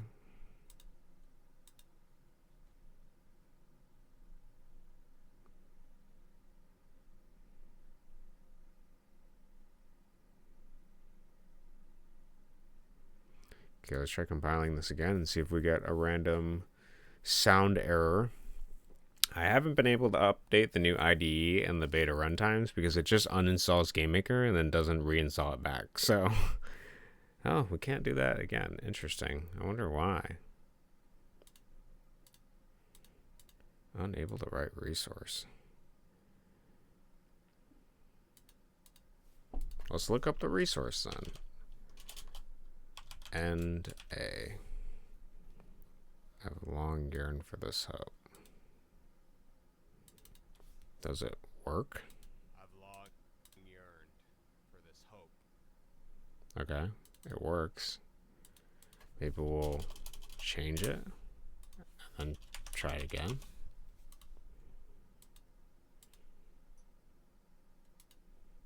The file exists.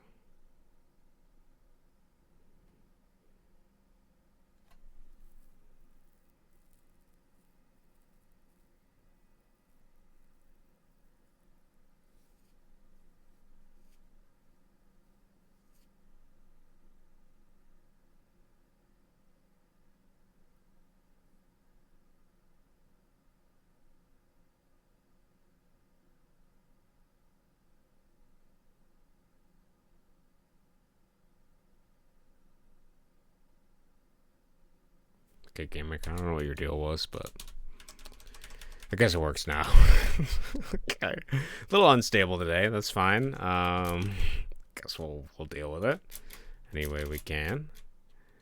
A little random, but sweet. Just had to change the name. Okay, so we still have a problem here. I don't know what the problem is. But now we know the problem could potentially not even be me. It could just randomly GameMaker could decide that it doesn't want to use that sound file anymore because it doesn't like the long name. It'd be a little picky. A little picky program. Okay. So my thought is that this should work.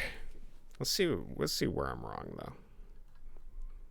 I trust GameMaker is giving it to me straight. So this is persistent, right? Okay.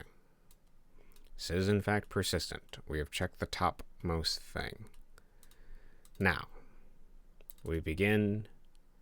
We set. Wait. Oh, I see the problem now.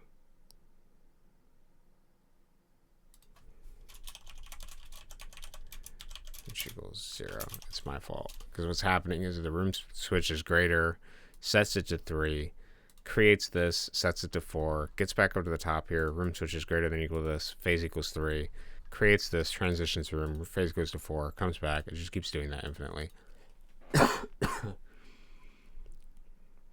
So we got to reset room switch.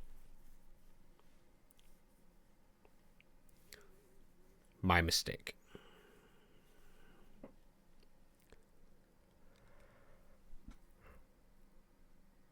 I didn't make this with the intention of having phases initially because I didn't think I'd be using this resource for anything, but I need to ensure that the next room variable contains whatever the player's X and Y and room was so that we preserve that integrity.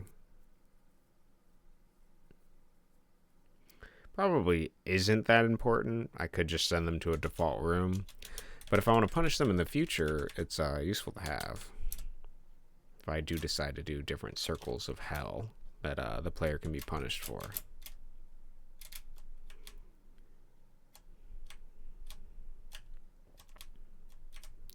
And up here, so this is their respawn, is up at the top.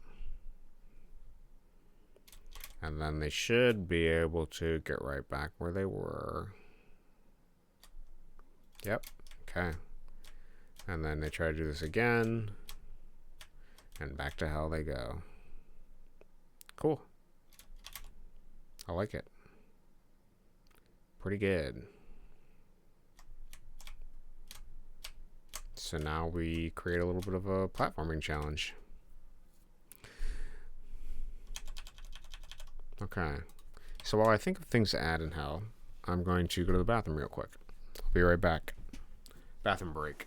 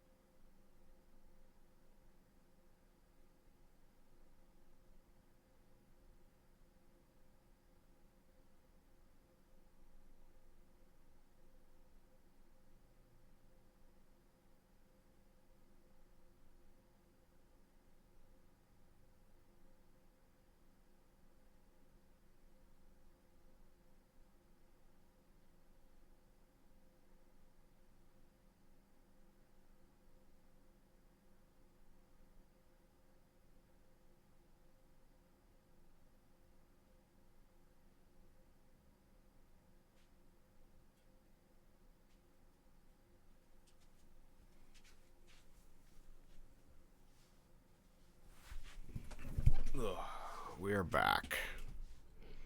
Did I miss anything? Okay. I have not.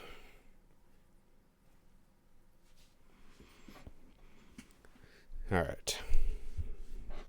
Hell should pose a challenge.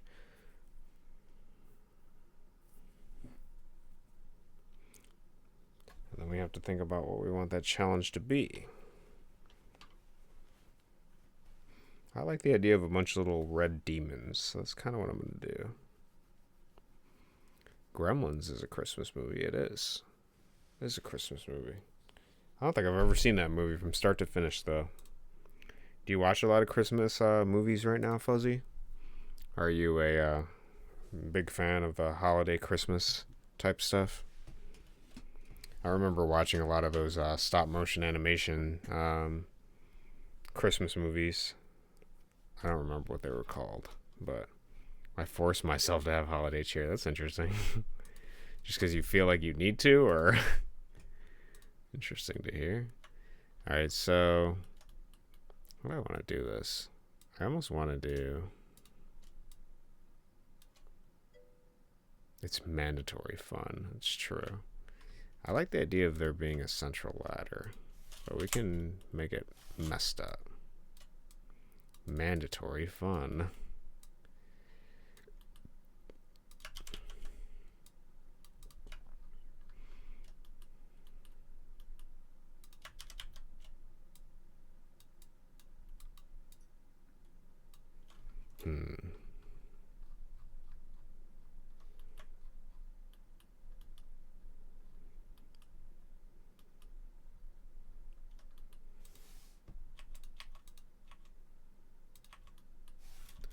Let's make something interesting. Thinking I want to do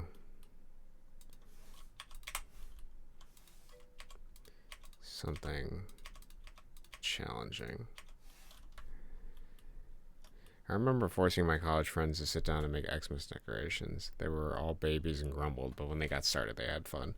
Yeah, actually, Jade and I did something similar. We tried to have everybody sit down and write like Valentine's Day cards and stuff, and they except it didn't have a happy ending. They just kind of ignored it. They weren't that invested in the Valentine's Day stuff.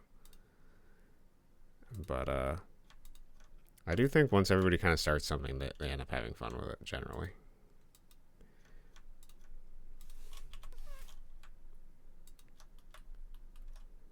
Okay, we're going to be a little bit of a menace, I think.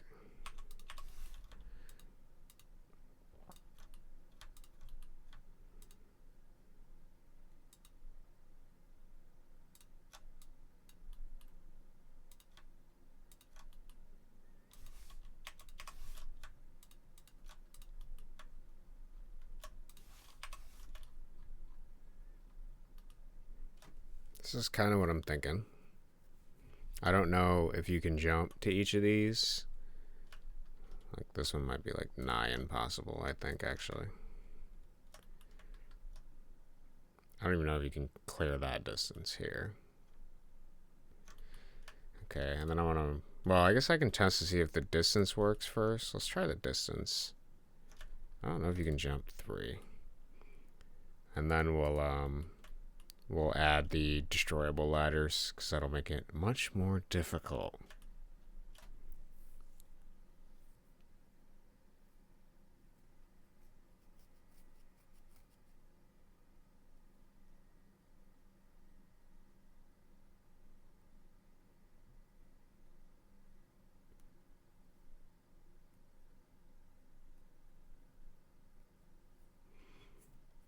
Because it doesn't really matter how difficult we make this particular level, because I will be giving them 2 warnings.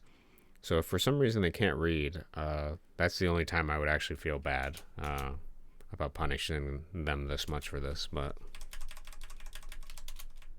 for all my illiterate fans out there, I'm sorry, man. It's a tough dog-eat-dog world. I don't know what to tell you. Okay, so let's make sure we can't actually get to any ladders from the spawn location. Cool. That means I can make them spawn higher if I really wanted to. Alright, then let's try to clear this ladder.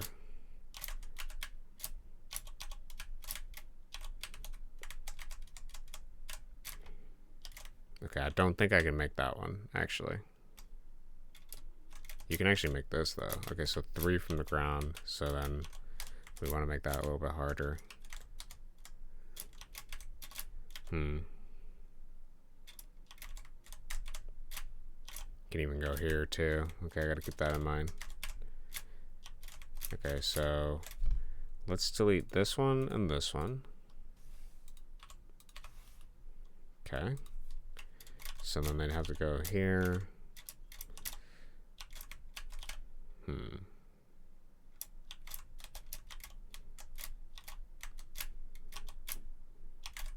Actually, they might not be able to reach that. What if I do...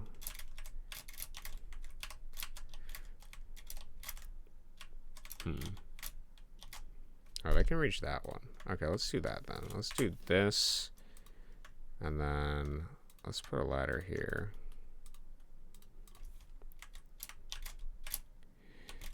That's a pretty tough one to get.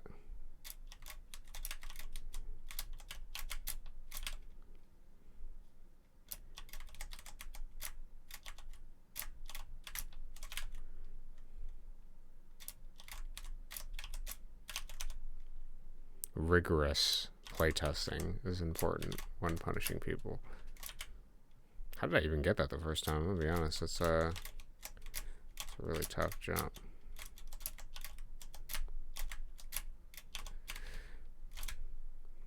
I guess I got to the topmost corner. Well, probably that, but I need to actually jump off of it.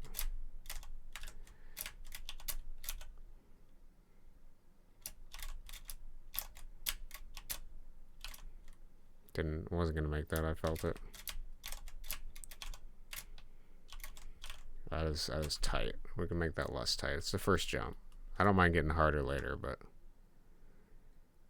let's try to make it less tight.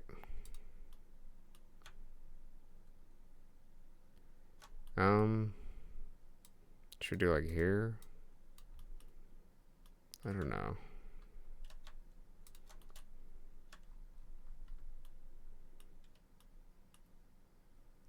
Let's see what this looks like. Oh, and then can I make these? I think I can make these.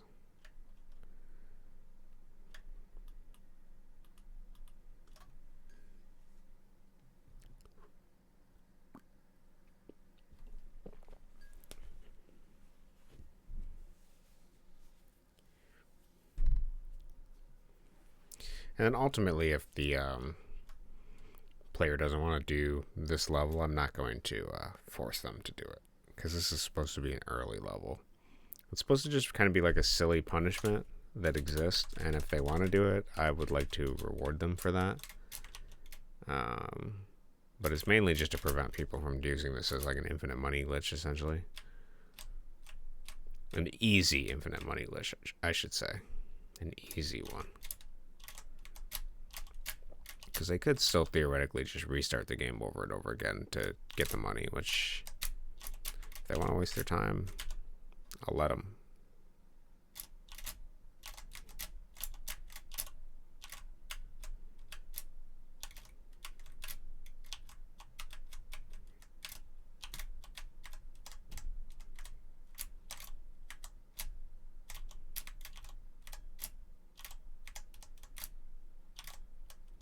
Okay, that's also a tough one.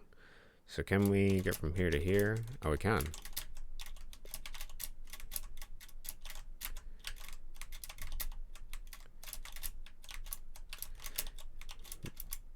Seemingly barely.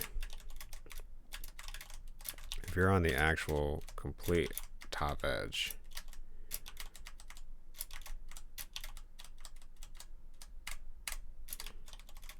you can barely get up there. Honestly, I'm gonna leave it like that, because that's a pretty skilled jump. It's not very easy. I don't have any problem rewarding the people that are good at the game if they want to do this shorter. Okay, so then the intended way is supposed to be this. You could do to here, but that gives you kind of a poor setup. Then we can't go to this one now, so we gotta go here. Okay, that's relatively easy. I just missed it.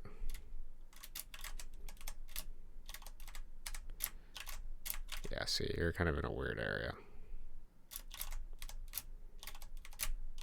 This is a better setup. Okay, and then can we get... Oh, I was trying to see if I can get from there to there. I assume if that is possible, then that should also be possible. If we can jump from diagonal like 2 or 3 up, assuming we're at the outermost edge, I'm assuming it's possible here too. You just gotta want it. It's definitely possible. It might take a running start though. I actually don't have very many like actual ladder sections in the game. It was like a later resource I decided to add, because the original jump off the bridge did not actually have upward and downward keys. It actually was pretty much all arrow key driven as a game, and then spacebar was jump. And so pick up and throw was actually up to pick up, and then throw was down, which actually I prefer that control scheme in a way, because I could play I could beat my entire game with a single hand.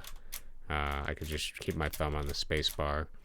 I could do the entire game one-handed. That was something I really liked about it.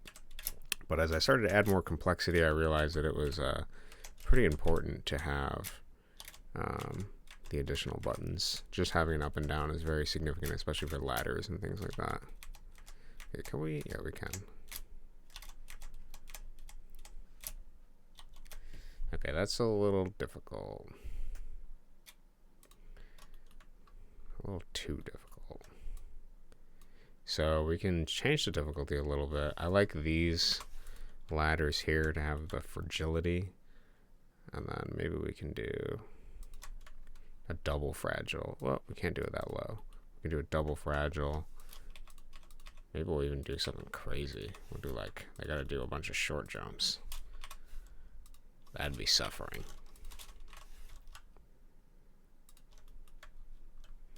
And I gotta get over to here. We can make this here. And then this should be pretty close too.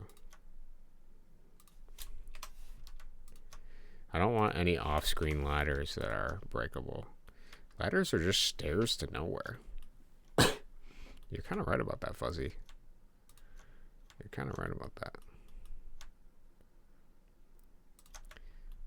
We're going to kind of make a little bit of this almost slightly more easier. But it'll also be harder, because if you're waiting on the ones that break, then they're just going to break, basically. No ifs, ands, or buts about it.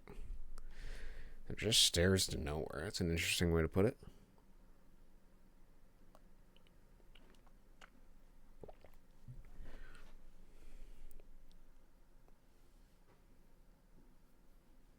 I wonder what defines a stair. We should look that up. Define stair. A set of steps leading from one floor of a building to another, typically inside of a building. I suppose a ladder is probably just a series of rungs that lead you from one floor of a building to another as well. Can't imagine it would be much different.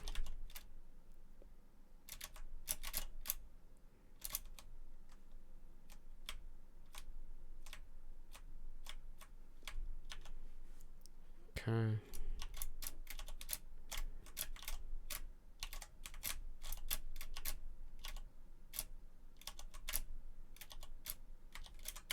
Oh, I jumped off. Okay, try again.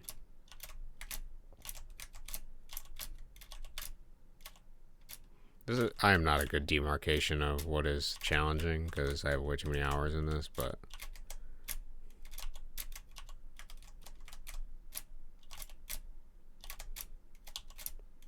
it's a pretty intense little section there. Quite like that.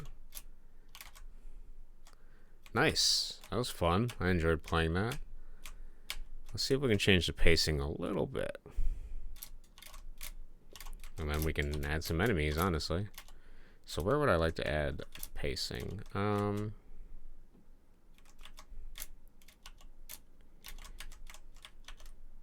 It's a good question.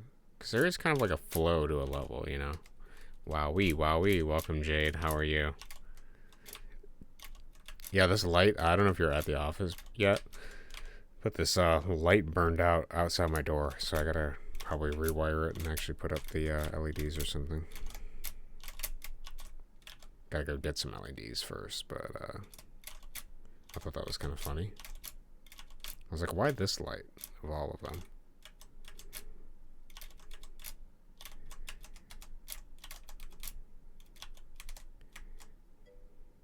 I'm suffering. Sounds like a day in the life. I think what I'm gonna do for pacing is maybe I'll put this higher. Then you gotta come down to this one, jump up to that one, and then you can start your intense pace. I should actually probably keep it more intense near the end too, because having the final jump, you know, people like choke or whatever. I should make it more chokeable. Sort of really up the ante a little bit to say, like, oh man, you gotta keep maintaining this position, sort of thing.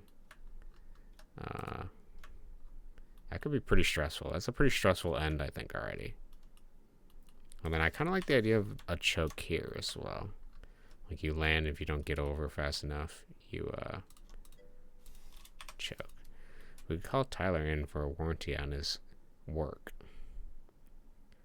We could call Tyler in for a warranty on his work. Warranty on his work? Oh, yeah. Yeah, was it him that messed up the light? No, I think the light just burned out. I'm going to be honest. It was flickering earlier, and then it burned out. That would be funny if it was because of his wiring job that it messed up, but I think it's just an old light that just gave up finally. Would be hilarious, though, if that was the case. But now I'll rewire it.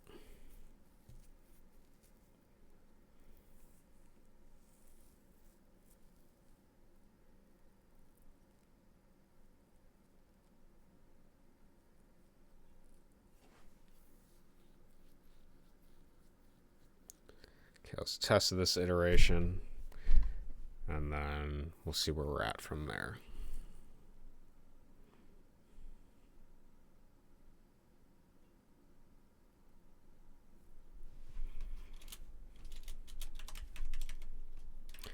Okay.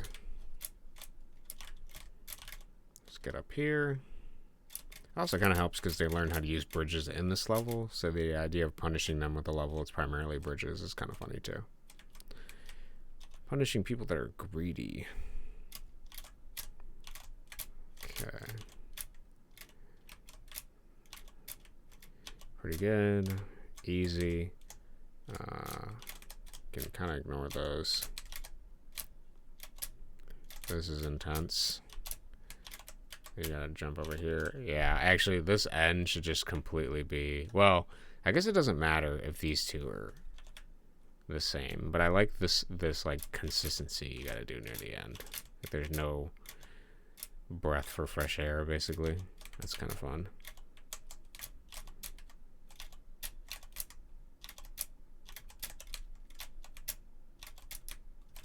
Actually, my ladders are actually much easier to do than I'm making them, because as long as you're holding down the button, the pickup button, you will collide with them. So you can actually play this level relatively easily. I'm not being totally like, I'm trying to hit the button the second I get on the ladder rather than holding it, but you can just hold it. Actually, if you do hold it, does that make it easier to do the top part? I don't know. Maybe.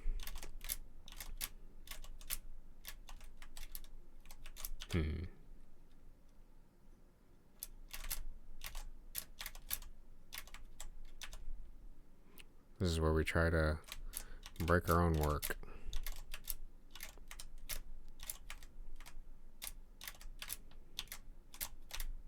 Ah, it does make that easier. Okay, interesting. Interesting. Maybe we'll move this up then.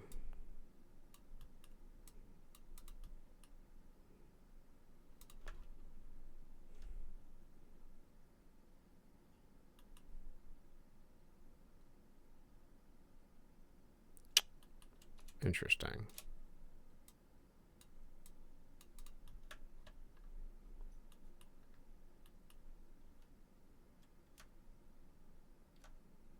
Can they make this jump? I don't know. I guess we'll test it.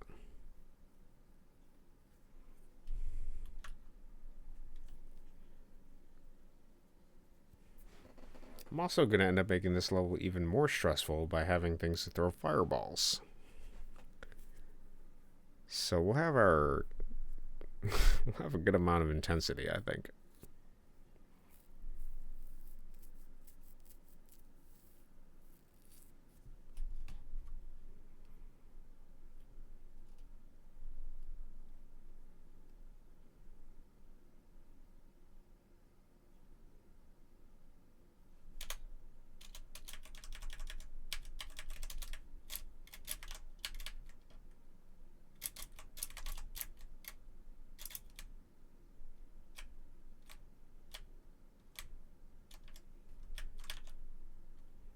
Okay.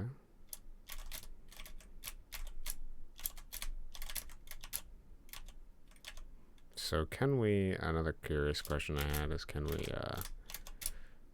No, we can't reach that for sure. I think they're all out of reach now. So we got a shortcut.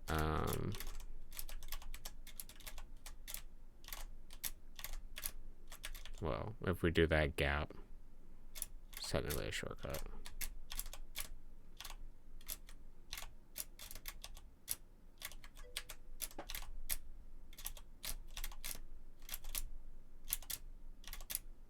Ooh, I got distracted by my fancy books. Oh, did you get your books in today? But I'm abandoning you anyway for burger time. For burgie time. Gotcha. Understandable. Burgie time. That sounds good. Whoa. That's me munching. Okay, I'm glad we're getting use out of that emote somewhere.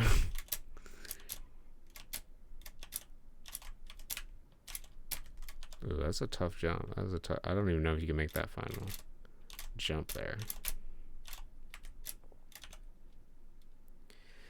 Honestly, I do feel like that's the difference between a good level and a bad level design, is like rigorous, consistent playtesting. Because I am only going to be able to identify my personal perception of this level. And I'm not going to be able to account for all the players that are thinking of different things than me. But something I disliked about I Want to Be the Guy was... I remember reading somewhere that like there was a particular level where the developer tested it once, it worked, and then never went and tested it again. Like I'd never make levels like that. I don't even agree with that type of level design. But I know that there was a different motivation and impetus and ideology in designing I Want to Be the Guy. It's supposed to be like challenging and playful and like painful in a way. It's supposed to be kind of like a really difficult platformer. So, but I'm in the market of trying to make things fun, but the challenge to be rewarding. In order for that to happen, I need to make sure that I'm playing these levels as much as I can. And that I'm also dealing with the internal and then the internal aspects of the levels as well. Because you have levels and then you have what they're connected to, which does matter as well. Okay, I don't think that jump is possible. Let's try it a few more times. And we can get a vibe for the level as well. Or sort of flow. I like it. I'm going to add fireballs, maybe some flying imps or something. I don't know. We can come up with a background. Maybe add some spikes somewhere. I'm not sure. There's a lot of options for obstacles. But I think in games, they're aiming for fun is a good ideology, but it requires a lot of playtesting.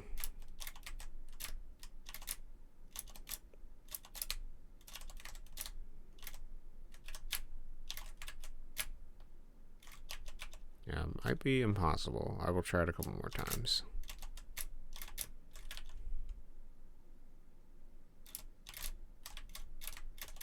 Should I keep in this, like, speed boost? I might want to, actually. I like this here. The idea of somebody going boom, boom, boom, boom, boom, and then doing that is kind of cool to me. I like the idea of rewarding people that are skilled as well. So you already have to kind of deal, well, actually, here's what we can do. If we want to make it more skilled, we can do this. Because I think these are the only two you could potentially reach this from. I don't think this one you can reach that from. So we'll try that. Oh, and then actually, let's, what do I want to do here? Is moving this gonna help? Or does this just need two, basically? It's a good question. I guess I can move this back over and then move this here where it was. Because you're still gonna have to jump. So that's sort of complete. I wanted this like intense jumping section. So if you have to jump from here to here, then this is where the intensity starts. And you can go to here, sort of thing. And you can't, this is kind of a bait, because if you go over here, you can't actually reach this anymore. So, and like I said, we don't want any of these destructible things off screen. That would just be kind of unsightly and mean. A little too punishing. I would like them to be able to have as much information as possible when they play a level. I don't mind doing like silly things to troll them, because I do that for the Imperfect Dragon. Actually, I made some little trolls here where when you grab the spear and you try to leave it over there to store it, like a little seagull comes over and picks it up and just runs away with it, but you can still grab it from him. So like you'll learn over the course of playing the level how long you have before that seagull comes out of nowhere and steals your spear like a little douche. And then you got to deal with all the rest of the stuff happening as well. So probably my favorite boss level. I don't think I have. I think that probably, it feels the most fun to play once you get it down. It's pretty good. Wind up in hell. Okay.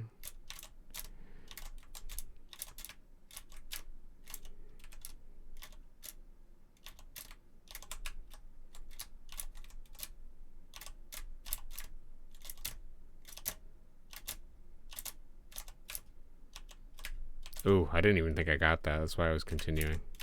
Okay, so here, here, here, here. Oh, man. Yeah, you'd have to be good. I don't mind that at all. You gotta be good at it. Let's reward the people that are good. Yeah, I'm not gonna go for right-hand ladder skip any percent. We'll just do the intended route for now. It's cool that it does exist.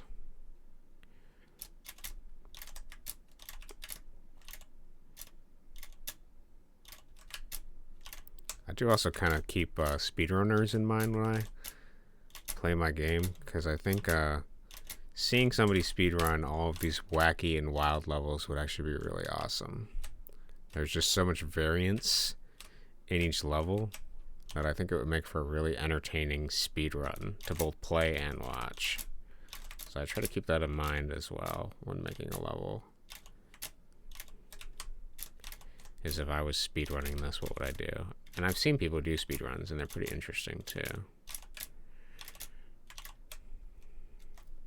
'Cause that's some of my favorite content to watch, is people like finding glitches and breaking games and stuff. To be honest, the only real speedrun of my game, if you can even call it that, like 100% completion thing, is probably my video on YouTube of going through the entire game in the previous version. But I'm sure you could bring my time down by a ton.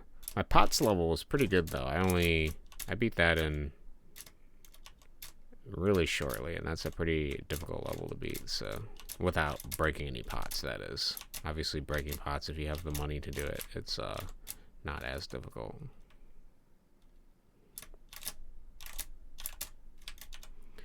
so what am I doing now? I'm just trying to play test this to get a good feel for it, to see if I like it. It feels pretty good. I like where I have all of the breaking things. It feels pretty solid. I'm just debating. I might want to make this one breakable too, so then they have a reprieve here. But I don't know. I don't think I need to be that mean. We can just leave it. Like I said, I'm gonna have fireballs and stuff on this level. It's not just gonna be this.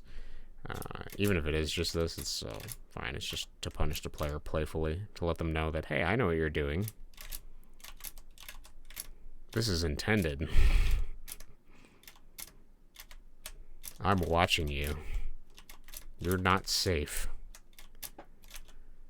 And then actually what I do want to do as well is, since we have some kind of variegated ground here, I want to continue the ladders downward. So maybe what I'll do, this I think a lot. I don't know. Does that allow the player to continue? I don't think it does. We can just do an invisibles one, just to show the ladders are like still there, is kind of what I'm thinking. Okay, and let's make sure that works and they can't just walk through the solid ground. I don't think they can, but just to confirm.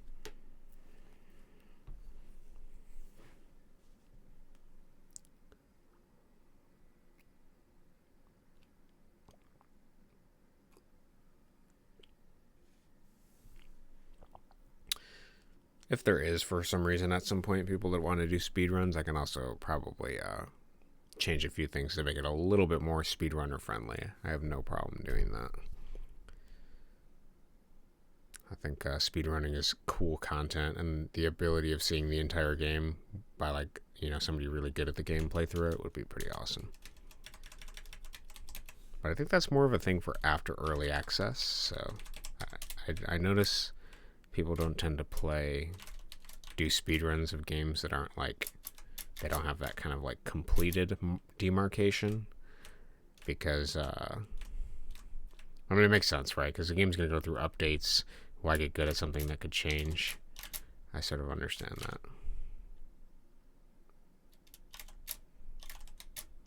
But it's a really interesting field. I actually just watched a video on the Hobbit speedrun, and that was really interesting to me. Very fascinating. They basically figured out that like, it's like a slow, interesting progression of figuring out which levels could be skipped, how they could be skipped, and then how the game was like loaded and managed so that they could manipulate it.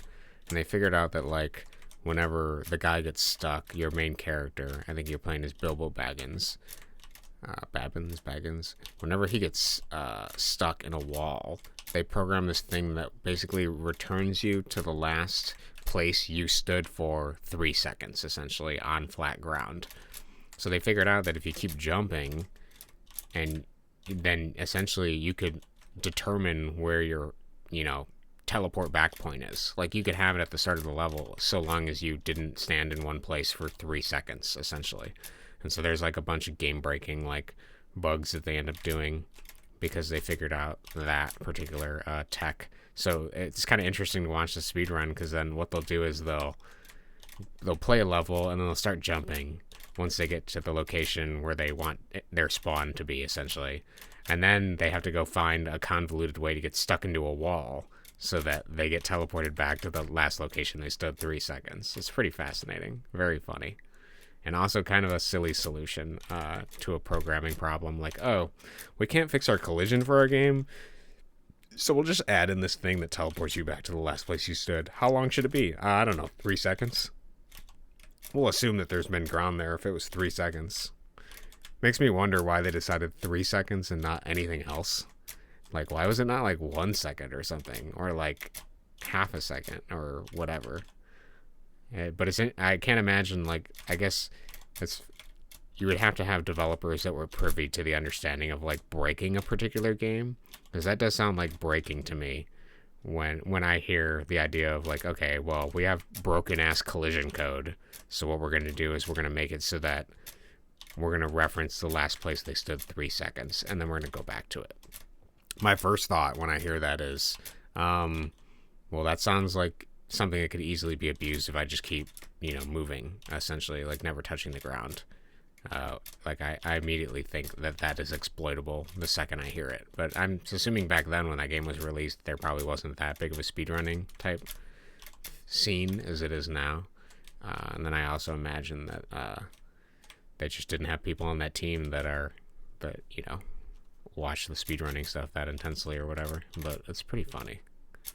Very interesting to think about when making a game, to keep that in consideration of what players are going to do. I suppose that's probably a unique skill that needs to be developed if you're going to make a game that, quote unquote, trolls people. It's pretty easy to make something frustrating, but to do some interesting psychological tricking and stuff like that, you have to kind of understand how people work. So I guess it requires probably some level of empathy or understanding, or at least an understanding of the preconceived notions that the player has when coming into a game, which is probably a lot of what I deal with when I deal with the subversion of some of these things. Like, how can I subvert the player's expectations? Being a platformer gamer myself and somebody that's played a lot of games, what would I expect upon initially seeing this challenge present itself to me? And then how can I flip that expectation?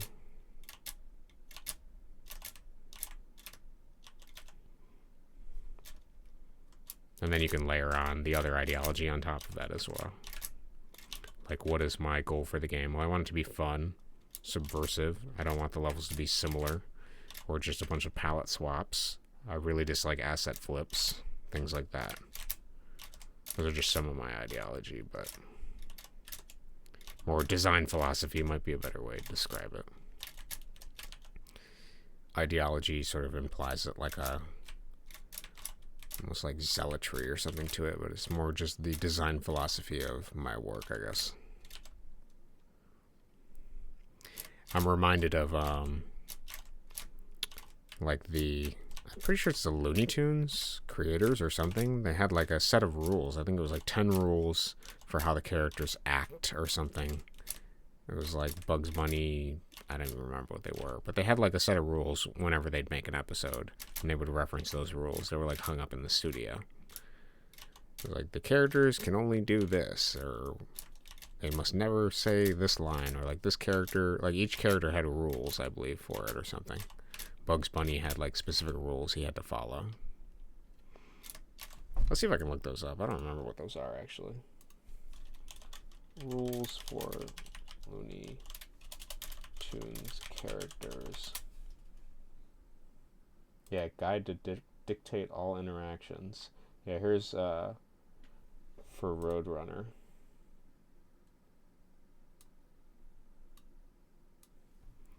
So it was, the Roadrunner cannot harm the coyote except by going beep beep. No outside force can harm the coyote, only his own ineptitude or the failure of the Acme products. Rule 3. The coyote could stop any time if he were not a fanatic. Repeat, a fanatic is one who redoubles his effort when he has forgotten his aim. George Santayana. Rule 4. No dialogue ever except beep beep. Rule 5. The Roadrunner must stay on the road, otherwise, logically, he would not be called a Roadrunner. Rule 6. All action must be confined to the natural environment of the two characters, the Southwest American desert. Rule 7. All material, tools, weapons, and mechanical conveniences must be obtained from the Acme Corporation. Rule 8. Whenever possible, make gravity the coyote's greatest enemy.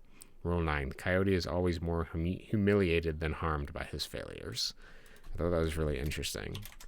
I think they did ones for other ones too, like Bugs Bunny and things like that, but this idea of having a framework. I should probably write down what my things are for Jump Off the Bridge. I have them somewhere in different pieces, but not as tangible as a 10-word list with a cute little Roadrunner at the bottom of it. Okay, this level plays great. I'm a fan. You can't go below, so that's good. I'm getting pretty good at the level.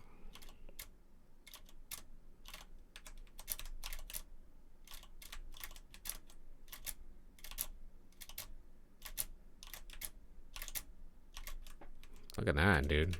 I'm cooking, bro. This is easy mode now. I made a level for babies.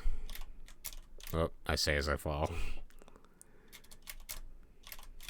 Okay, now that we have kind of the framework of the level done, I think the next thing I want to choose is probably a background. A color. If I want to do some kind of... I actually want to do some borders on the left and right side. I think that would be cool. I'm kind of picturing a pit is what I'm thinking of. So let's make it more pit-like. So to do that, I actually am going to make... how do I want to do that? Do I want to make some spires? I could make some spires. I could make a random spire.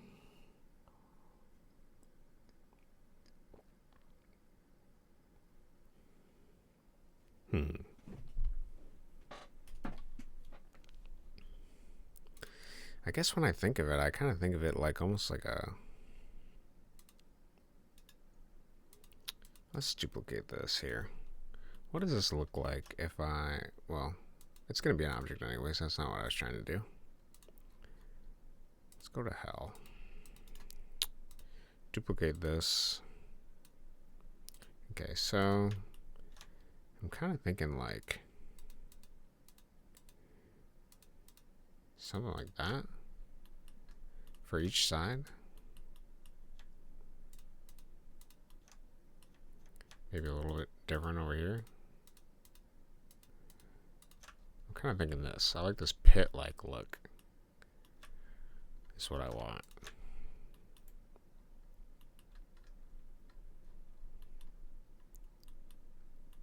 So I could make these like a solid object, which I'm kind of thinking of doing. Yeah, I might do that. We'll make it more unique looking. Hell could be cool looking. Hell should be cool looking, frankly. Maybe that side is short off more. Okay. So how are we going to do this? We have, I guess we can pull out our calculator and do it that way. So we're going to do 1, 2, 3, 4. So 16 times 4, that's going to be 64. Could that easily, I just didn't think about it. So let's do hell left cliff. I think that's what we can call it, a cliff. Makes sense.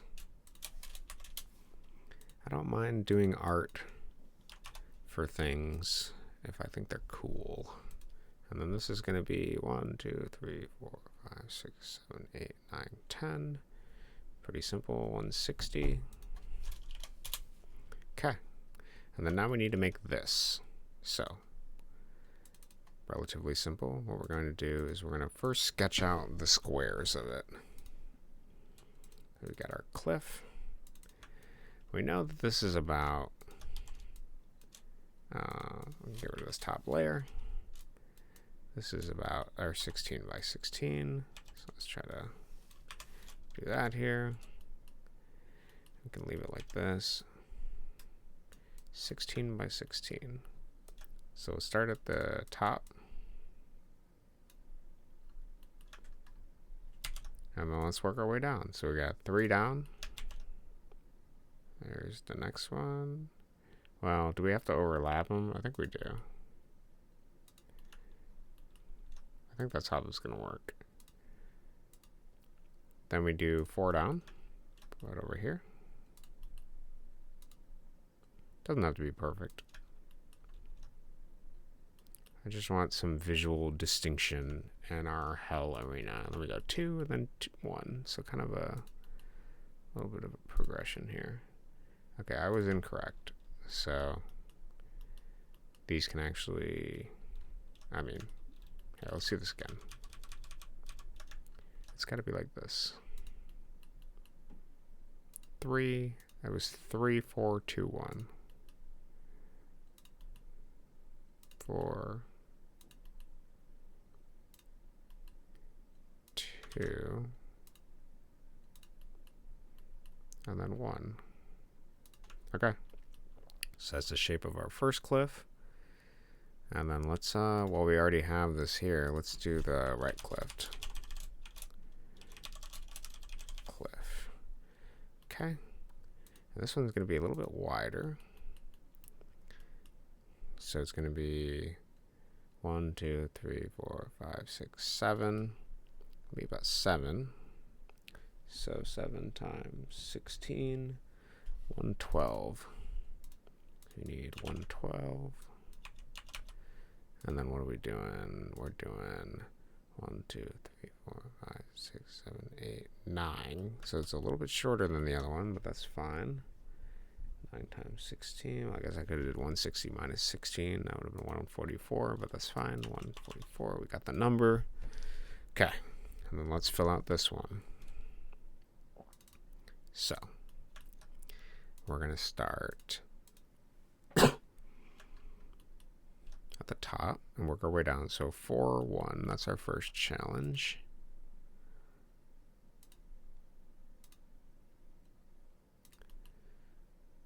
Four,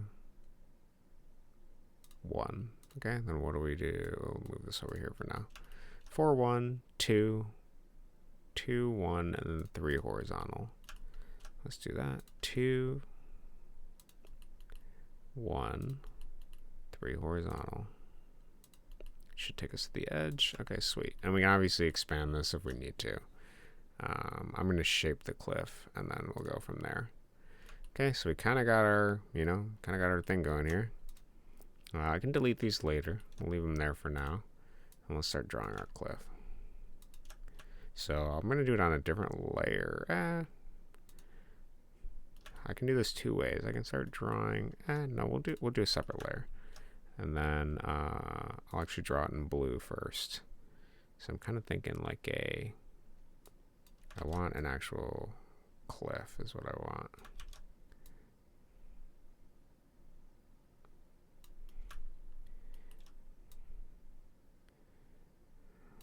Cliffside. And this can go here.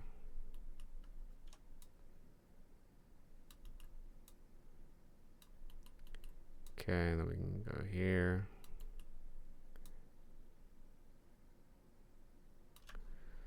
Okay, this is what it would look like. Do I like that though? I think we can work on it. Actually, I might want these a little bit more straight in case I want to put enemies on them too, so maybe we'll keep that in mind. Keep these sort of flat tops, just in case. Because here we do a little bit of trolling, just a little bit.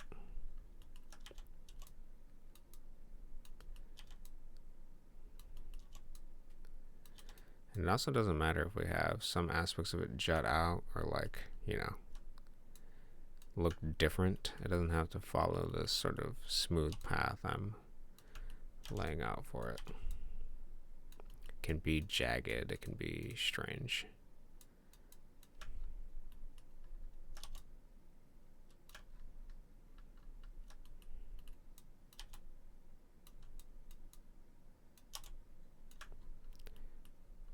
Okay. I kind of like maybe an indent here even. Just to get some variation.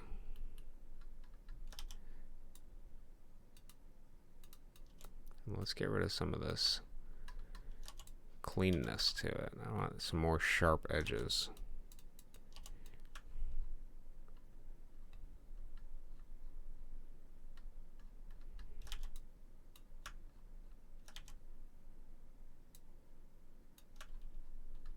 Okay. Pretty happy with that.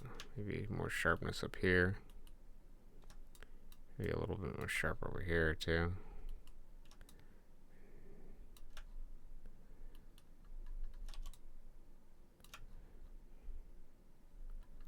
Yeah, I like that square blockiness to it, I think, a bit better.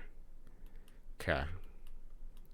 Looks pretty good. I don't know if I like this kind of bulbous looking thing over here, but maybe if we shore that up a bit, looks pretty nice. Get rid of that. Pretty content with that. Okay. Looks good. basic but good. Okay. So now let's add the color. So we can turn off this layer and turn on. So this is basically going to be this. And then actually now is where I want to see what it looks like inside here. So how do we want to do this? I probably just do a sprite layer, honestly. So let's get rid of this. We can add, I don't know. Do we want the player to be able to walk on it?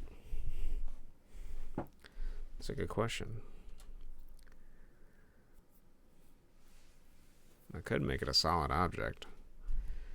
Yeah, let's make it a solid object. We'll see what object. How left cliff.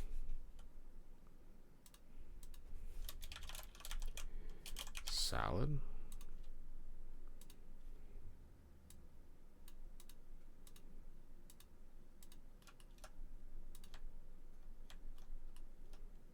Rest layout.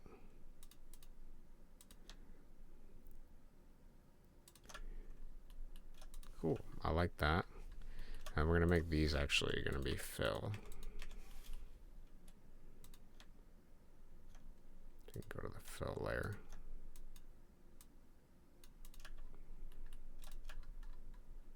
Okay. Looks good. Give some more variation to the level. We're cooking a bit. Maybe what I'll do is I'll do a little bit like that too. Okay. Yeah, I do want to shore this up a bit.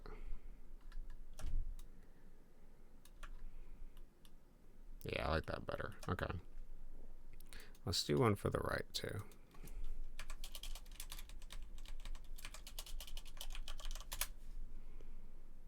Okay. And then let's open the right one. Give it this. And then we'll put it over there, but it's obviously not going to be done yet. So let's get rid of the grass layout. Go to this layer. Oh, I guess these aren't on the grass layout layer. Oh, I put them on invisibles. Okay, makes sense. Let's get rid of these. Let's place our cliff. Beautiful. Okay. And then we can do our fill layer.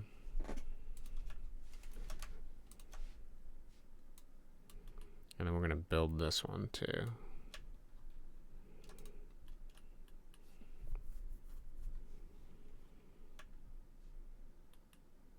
Okay.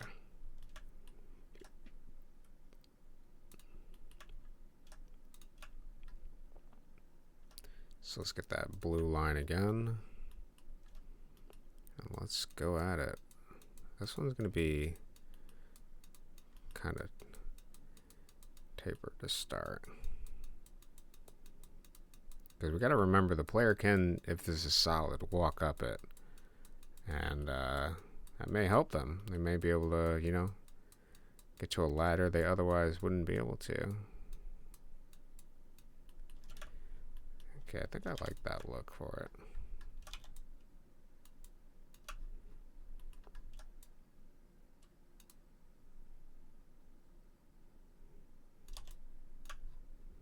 Assuming, you know, I don't put obstacles and monsters on it, of course, obviously. Just something invariably they will have to deal with.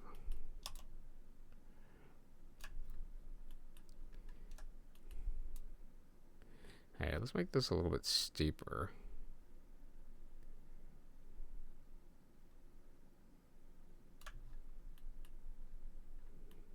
Okay, okay. And I want this to be like pretty steep.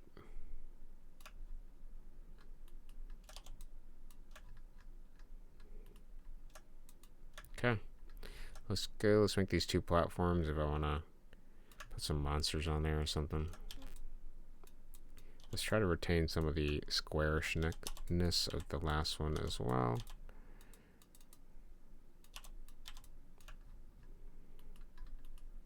Okay, we can do some juts here.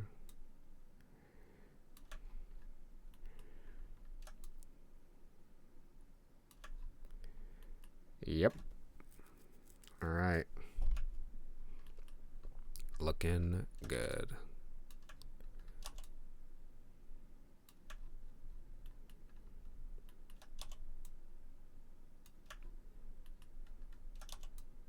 feel they'll be able to jump from there to there. I don't know if I want to encourage that or discourage that, honestly.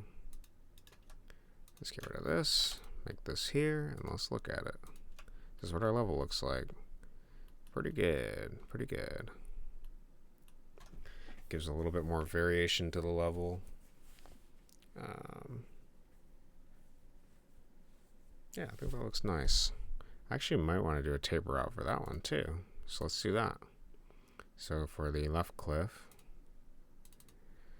let's add another 16. Do we want to do 16? How many do I want to do? I guess we could do 16. I don't see why not. Let's do 80. Let's taper this one out more. I like that taper look.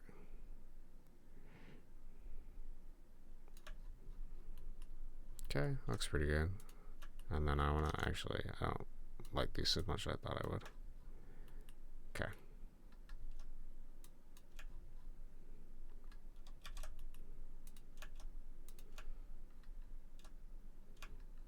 Okay, we're gonna make this a fill too. Okay. Pretty good. So I guess my only concern is, I can actually bring this out a little bit.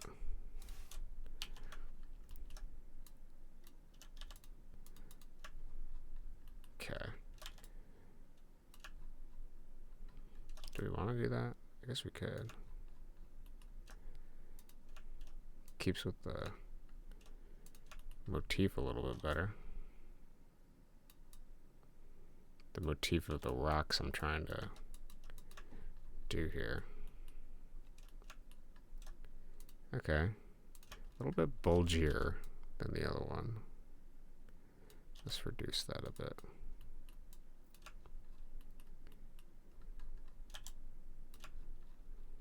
Okay. I think they're similar enough. This one has more variation, but that's fine.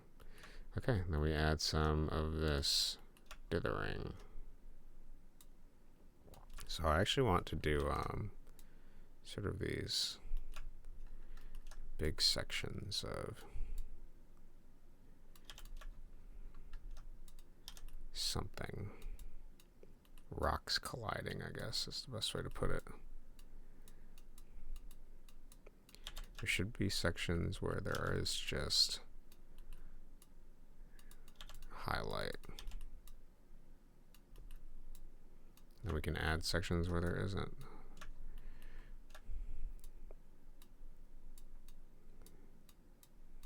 We can break these shapes a little bit too to give it more depth.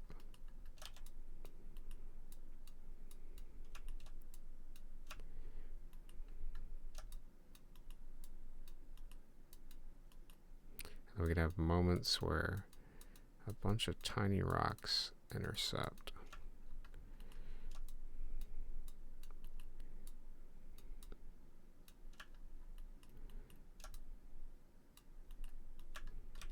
Not too wacky. Let's do something like this. Okay, good start. Good start. Let's do another thing over here.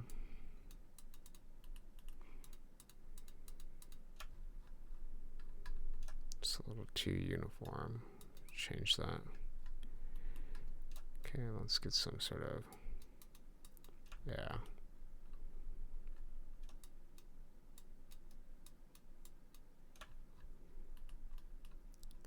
Okay. Now we're going to work at it, basically, bit by bit.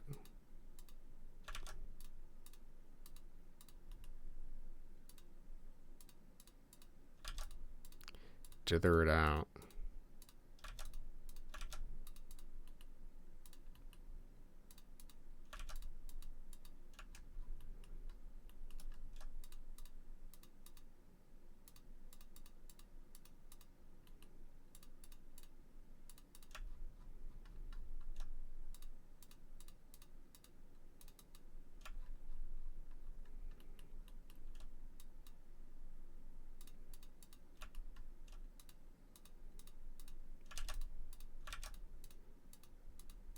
And then while I'm doing this, I'm going to try to maintain similarities between these as well, so they're consistent.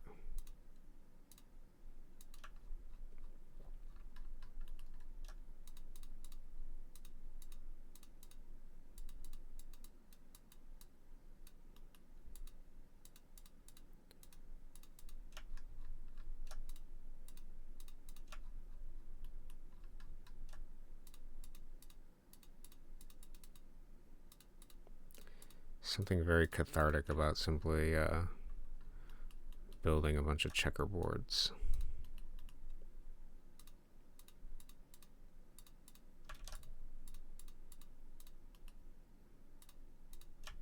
And if I haven't mentioned it on the stream, I love dithering. I will dither everything. Give me dithering or give me death. That's what I say every day before I go to sleep. Give me dithering or give me death. I can't have one without the other, man. It's like crack, actually, for me, basically. That's how I feel about it.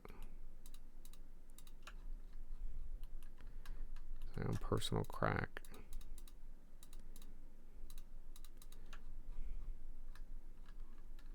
To those of you tuning in at this moment wondering, what the fuck is this guy talking about? I don't know myself. I couldn't answer that question for you, to be frank.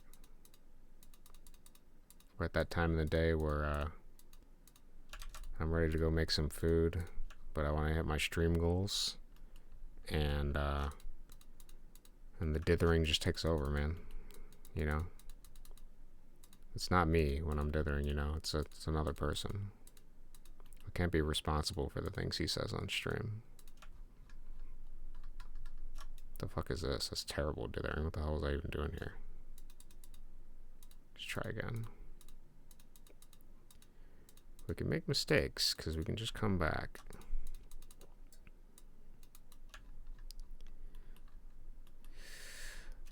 I don't like this, but we can work at it. Let's add some more shapes. More filled shapes. Let's make them connect to this, so we got a sort of thing going on here.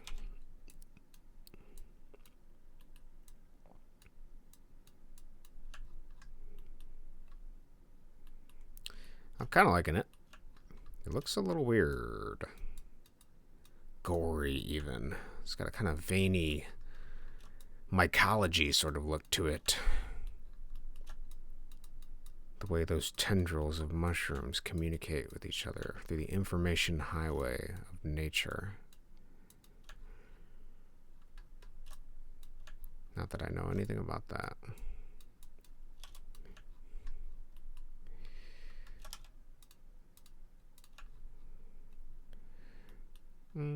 Okay. He's cooking, just let him finish.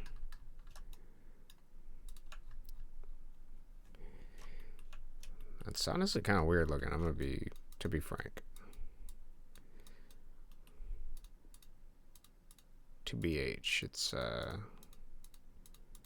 something happening here. I mean, I can't tell you if I'm a fan yet.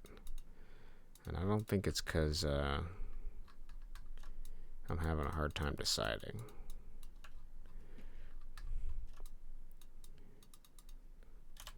Let's just make that. I like that better. Okay. Let's just dither over here for a little bit. And then we'll zoom out, get the bigger picture. It's our strategy for life. Sometimes you gotta look close, then step back and figure out what the hell happened.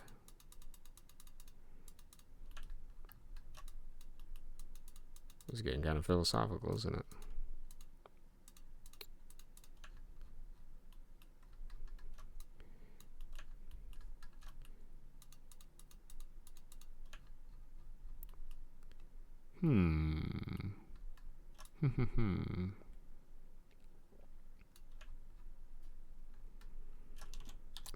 opposed to whatever's going on over here. We just gotta work at it a bit more.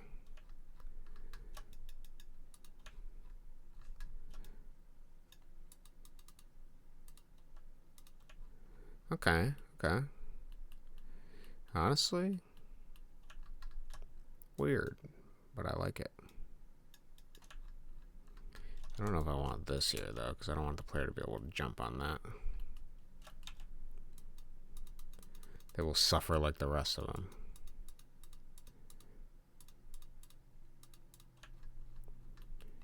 Okay.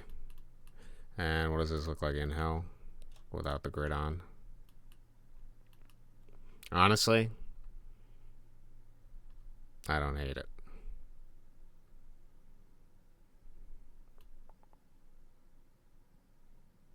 But what I do hate is this harsh transition. So let's get a big square here and let's shore up some of this. Just so it looks like, you know, and then we'll dither. We'll dither some more. This is just an excuse for me to get my fix. We're gonna dither again. I think if I sort of tackle some of this space here, it'll look less harsh. Oh yeah, that looks better. Okay, so then we dither. So let's do some light stuff here.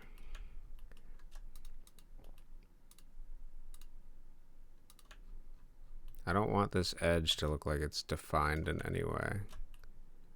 So we should try to make the edge a little bit elusive. And the way we're going to do that is with dithering.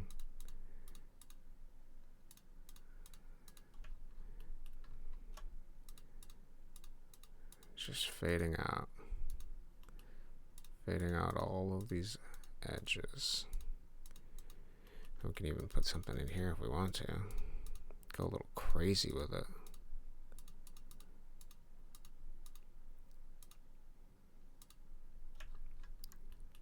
Okay, and what does this look like? Oh yeah, much better, much better. I want to put something over here.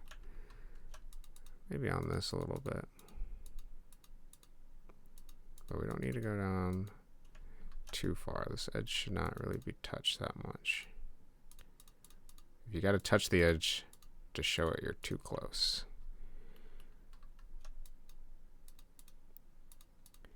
Okay. We'll round that out a little bit. Yeah, okay, okay. Alright. See how I feel about that? Yeah, much better. That transition is much softer into this. It's less harsh with all those things at the bottom.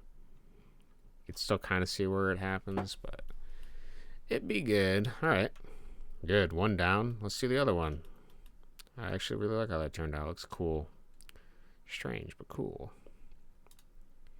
Okay, right cliff. We need to make sure it's on. Yeah, we don't. That's not our collision mask, buddy. Sorry. Precise. Let's make sure we set the same thing for the left cliff. That is not our collision mask. Slow. Okay. All right. Now we continue. But I need the lighter color, obviously. All right. So again, we're going to be shapeless.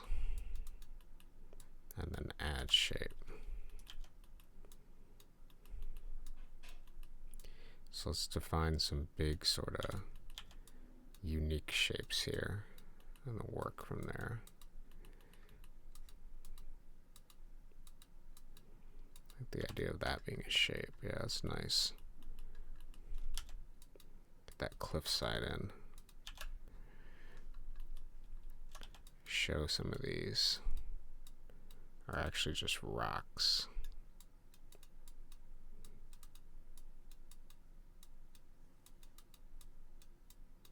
We can taper out into non-rocks.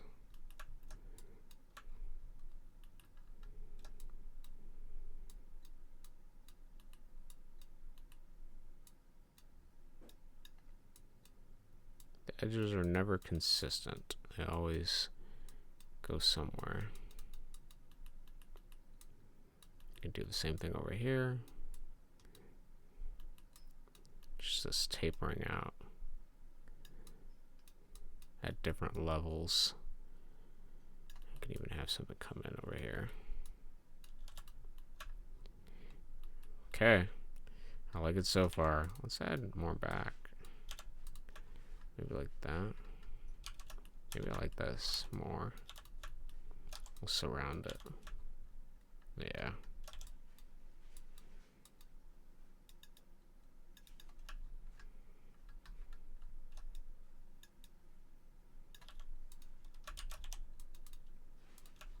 Okay.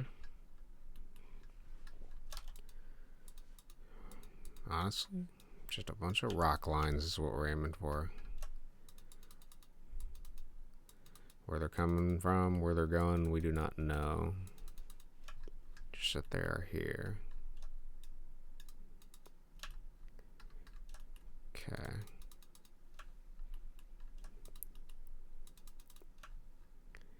Alright, that's a pretty good frame. I think I can do.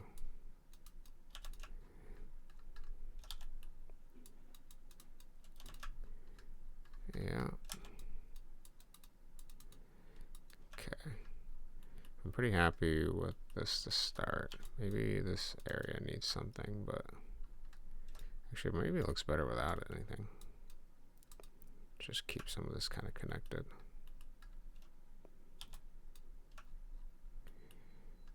Okay. And then let's compare it to this. Yeah, we kind of have the same weird stuff. Now we just got to dither. Did I mention how I feel about dithering? It's fucking amazing. That's what it is. Okay.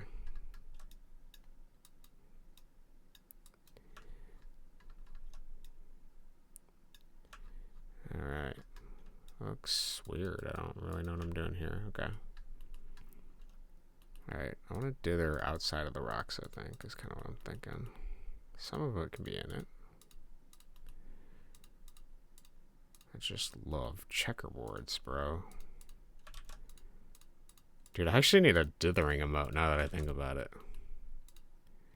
I don't even know what context you would use that in. I guess, like, right now, because I'm dithering. Like a bro, I'm dithering, dude. It could be like an emote of esteem, you know? Or like, dude, you know what it needs? It needs dithering. Well, I can't handle this right now. I'm dithering out, man. I should do something like that. It should be animated too. Maybe like dither me up, bro. I don't know. I'll think of something. I don't know where the bro keeps coming from, but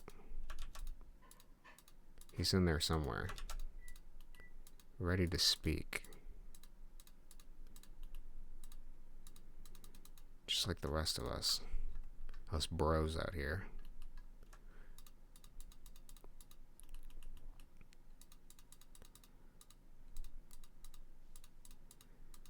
Dither me, bro. Sounds weird if I say it like that. I don't necessarily want to conflate it with drug culture, but that is kind of funny.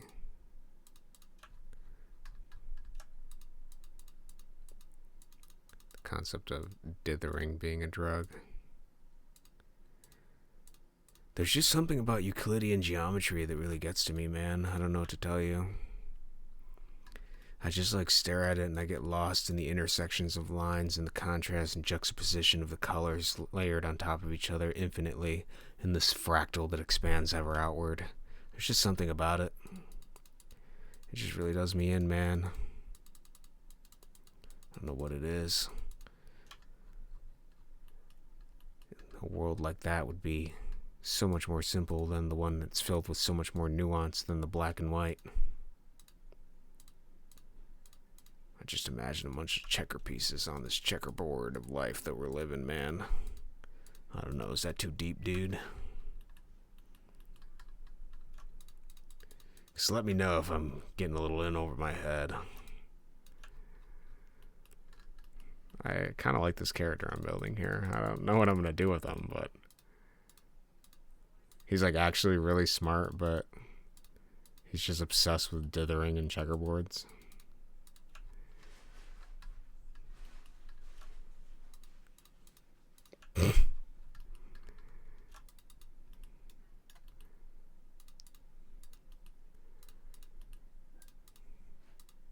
Sometimes I like to just take my checkerboard out for a walk, you know?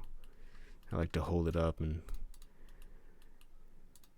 hold it down and sort of superimpose where I think people fall on the board. Sometimes I just go to a park during the day and put the checkerboard on a table and then put a couple rocks on the board. Sort of how I make my decisions. Let the sunlight cast its long shadow along the board. I like to watch to see how those new contrasting lines intersect with the lines that already exist, the implied lines, because there's not really lines. There's no outline per se. It's more the contrast between the colors that causes the line. It's a trick of the eyes, an illusion, if you will. That kind of makes it more interesting, more entertaining to consider.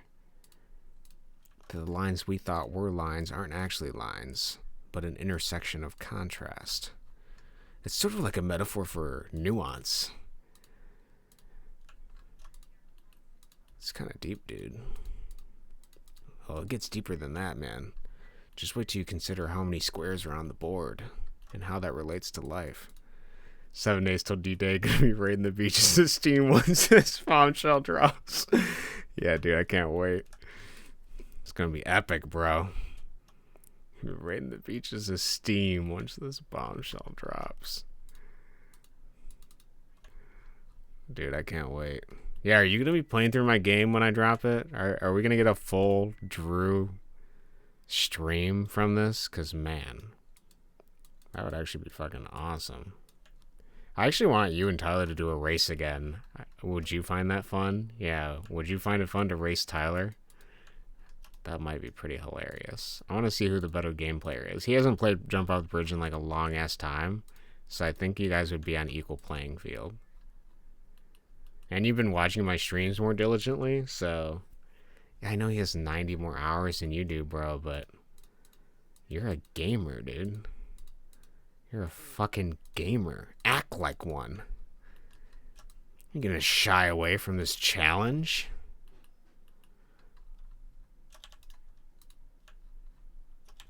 Of course he has more hours, but where's the grit? And you've watched the stream. You know the solutions to some of the new levels. You'd have a superior advantage.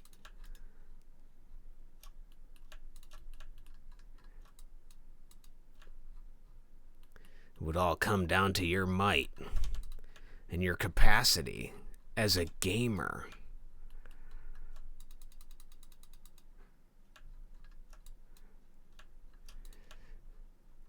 And before we find out the real reason Drew made that comment was to distract me from dither, bro. You know, man, the man is always trying to stop the ditherers, dude.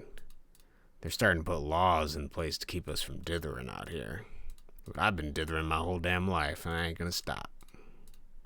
Can't stop, won't stop. Born a ditherer, I'll die a ditherer.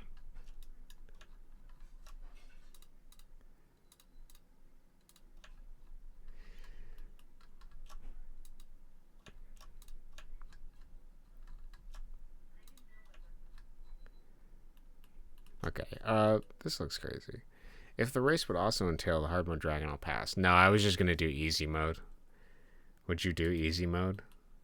Hard mode dragon is purposely supposed to be really difficult. I wouldn't want to do that. Okay, let's enjoy the fruit of our labor by playing the level now. Let's see what this looks like. Let's see what shenanigans we can get up to. I have a feeling we can jump from this cliff to this cliff. I hypothesize, and I worry this might be unfounded, but there might be some chicanery at foot. Jade's making chicken. I can smell it. It smells good. I'm smelling some kind of fried chicken. Or maybe it's just McDonald's. But I know the real reason it only smells good is because I'm a little hungry.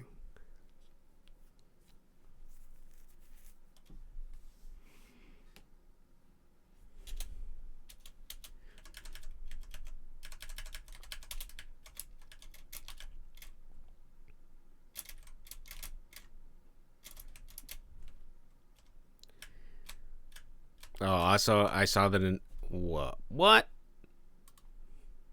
Huh? Where's my fucking clip, bruh?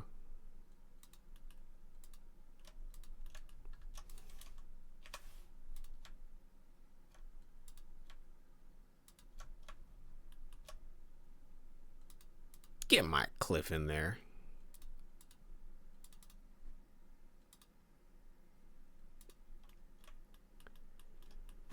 What was I saying? Oh yeah, I saw that in the Game Maker documentation now we can actually do the Steam Rich Presents thing. So I saw that there's certain like games that'll it'll have under the player or under the Steam profile thing, like where they're at or what their score is or something. I was thinking of trying to show like their levels and then like the deaths, the amount of deaths they have on that level. I think that would be really funny. I might do that after the update, but that would actually be actually I should add that on my list too. Idealistic. Let's do that. Steam Rich Presents show level on and death count. I could also do like a keys per minute or something. I don't know if that would be. I'm just trying to think of like if I go in my Steam profile and people are playing my game, I want to see like what level they're on without having to like see it basically. It's kind of for my own benefit, but it would be funny to be like, damn dude, you have 600 deaths on whatever. Like what are you doing, dude? Just message them on Steam. Okay, here we go. Looks good. Okay. Because he can get up here. I don't care if you can get on this one. I'm going to put enemies on here. But I don't know if I want you to be able to get on this one over here. Can you get up? Oh, yeah, you can. Okay. Tell you what, we're going to leave them there for now. We'll leave them. And then I'm going to add enemies and stuff that are going to throw fireballs. And we'll probably post them on those little ledges and stuff. So it's not going to be that easy for them to thwart me, per se. But yeah, this looks pretty good. I feel I should actually do something other than a blank color for the background, but obviously, you know, if I'm going to do like a repeating background or something, it's going to be kind of big, so we'll see. Can always add more later. The functionality is what's more important. So I think if I add some enemies to this to give it a little bit more breathing life, I would like Hell to be, you know, as antagonistic as I would imagine Hell would be. I'm just having a lot of fun playing this, actually. That's kind of the reason I keep doing this over and over again. So I guess that's good. And then we got to do some warnings for, so the player knows, like, yo, man, back off. Back up and back off. You're being a little greedy. Okay. I think that's pretty good. Is there anything else I want to do before I end stream and go make some eggs with bacon and spinach and oats? I don't think so. I think that's pretty good. Yeah, I'll do the text next. I might change the player spawn location. I might make it higher. I don't know. Maybe I'll make it more to the right. I'm not sure. I could just place it at the bottom too. We'll see. Once we get the enemies in here, if it's like a pain to do that fall every time, I'll make a level in the future that'll have that ET fall into the pit sort of look that I'm looking for. This kind of satisfies it a little bit. A little bit. It would be more pit-like if maybe I made these taller, I think. But I don't know if I want to make them taller. I kind of like where they're at. I like it for what it is. I don't know if I want to place monsters like really that high up. So it kind of works for what I'm doing here. And in the end, all we're trying to do is give a little bit of a... I mean, I figured rather than simply just prevent the player from doing the infinite glitch, which would be boring, it'd be funnier to have a punishment for that. So that's kind of all we're doing. This is like a level I don't imagine most people would even see, because they don't think like, man, I can get infinite money from this. We will have to, that reality, we'll see, may be different when people play the game, when I have the update out, but we'll see. And then I'm not going to punish them by making, you know, the game save and then be stuck on this level, because it's a really early level, and it's before the first big boss, because the first big boss is essentially this dragon here. That's kind of like the gate for progress. Like, this is the first gate of progress. And even though the Time Wizard is hard, he's very forgiving, especially when you turn old. So the next gate of progress is essentially these, the boomerangs. And then I imagine the next gate of progress is probably, it's probably the B level. And yeah, this level is easy, but I think the B level throws people up a little bit, makes it more difficult. And then where do I think the next gate of progress is for here? It's probably going to be this level. I think this is more difficult than I understand it to be, because I've played it a gajillion times over and over again. But I don't know. We also added keys in there. There'll be one key at the beginning. I have another key in there. I can probably add like a couple more before the update so that people can unlock levels. Maybe we'll put a key in the city that people can buy if they get enough money. I think that'll be the next gate. And then probably the gate after that will be the imperfect dragon, which should be... I like the idea of making the dragons the gates for progress. That's fun to me. I like that symbolism of having to overcome a dragon. Use all the skills you've learned to overcome a dragon. So... but that's pretty good. And then we got to finish this level, which we just need some things to pull up out of the ground. We have two currently. I have a mole that needs to be programmed. He's kind of basic. I'm going to make him do some stuff, though, to troll you. And then we have a chainsaw that if you try to throw it, cool, you can jump over it, but it comes right back. So I think the mole, I'm going to make him climb these corn stalks and then knock you down.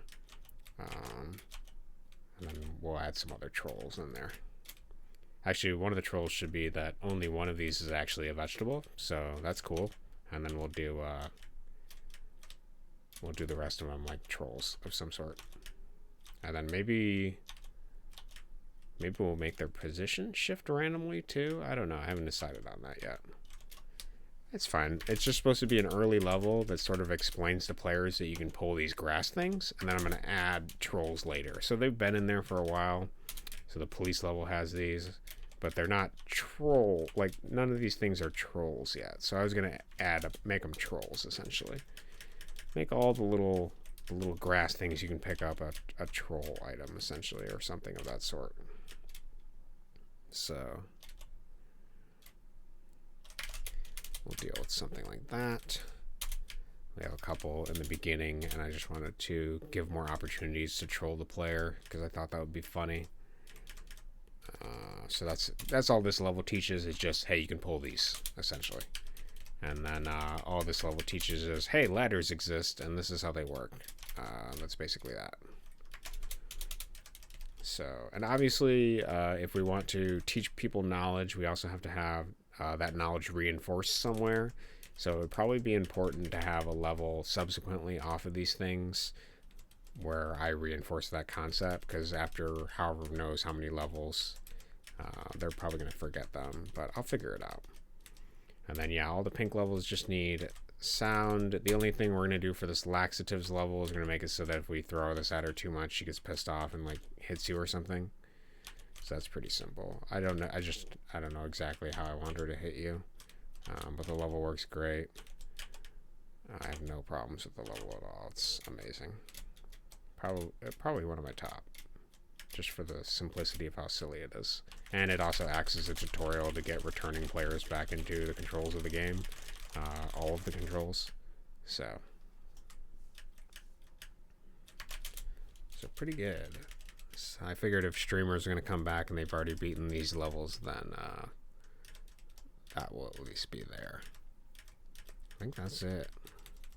And then we're going to have to do some saving and loading testing. I may also enable Steam Cloud saves right before the thing. We'll have to test that. Just a bunch of boring stuff, basically. Could be fun, but probably boring.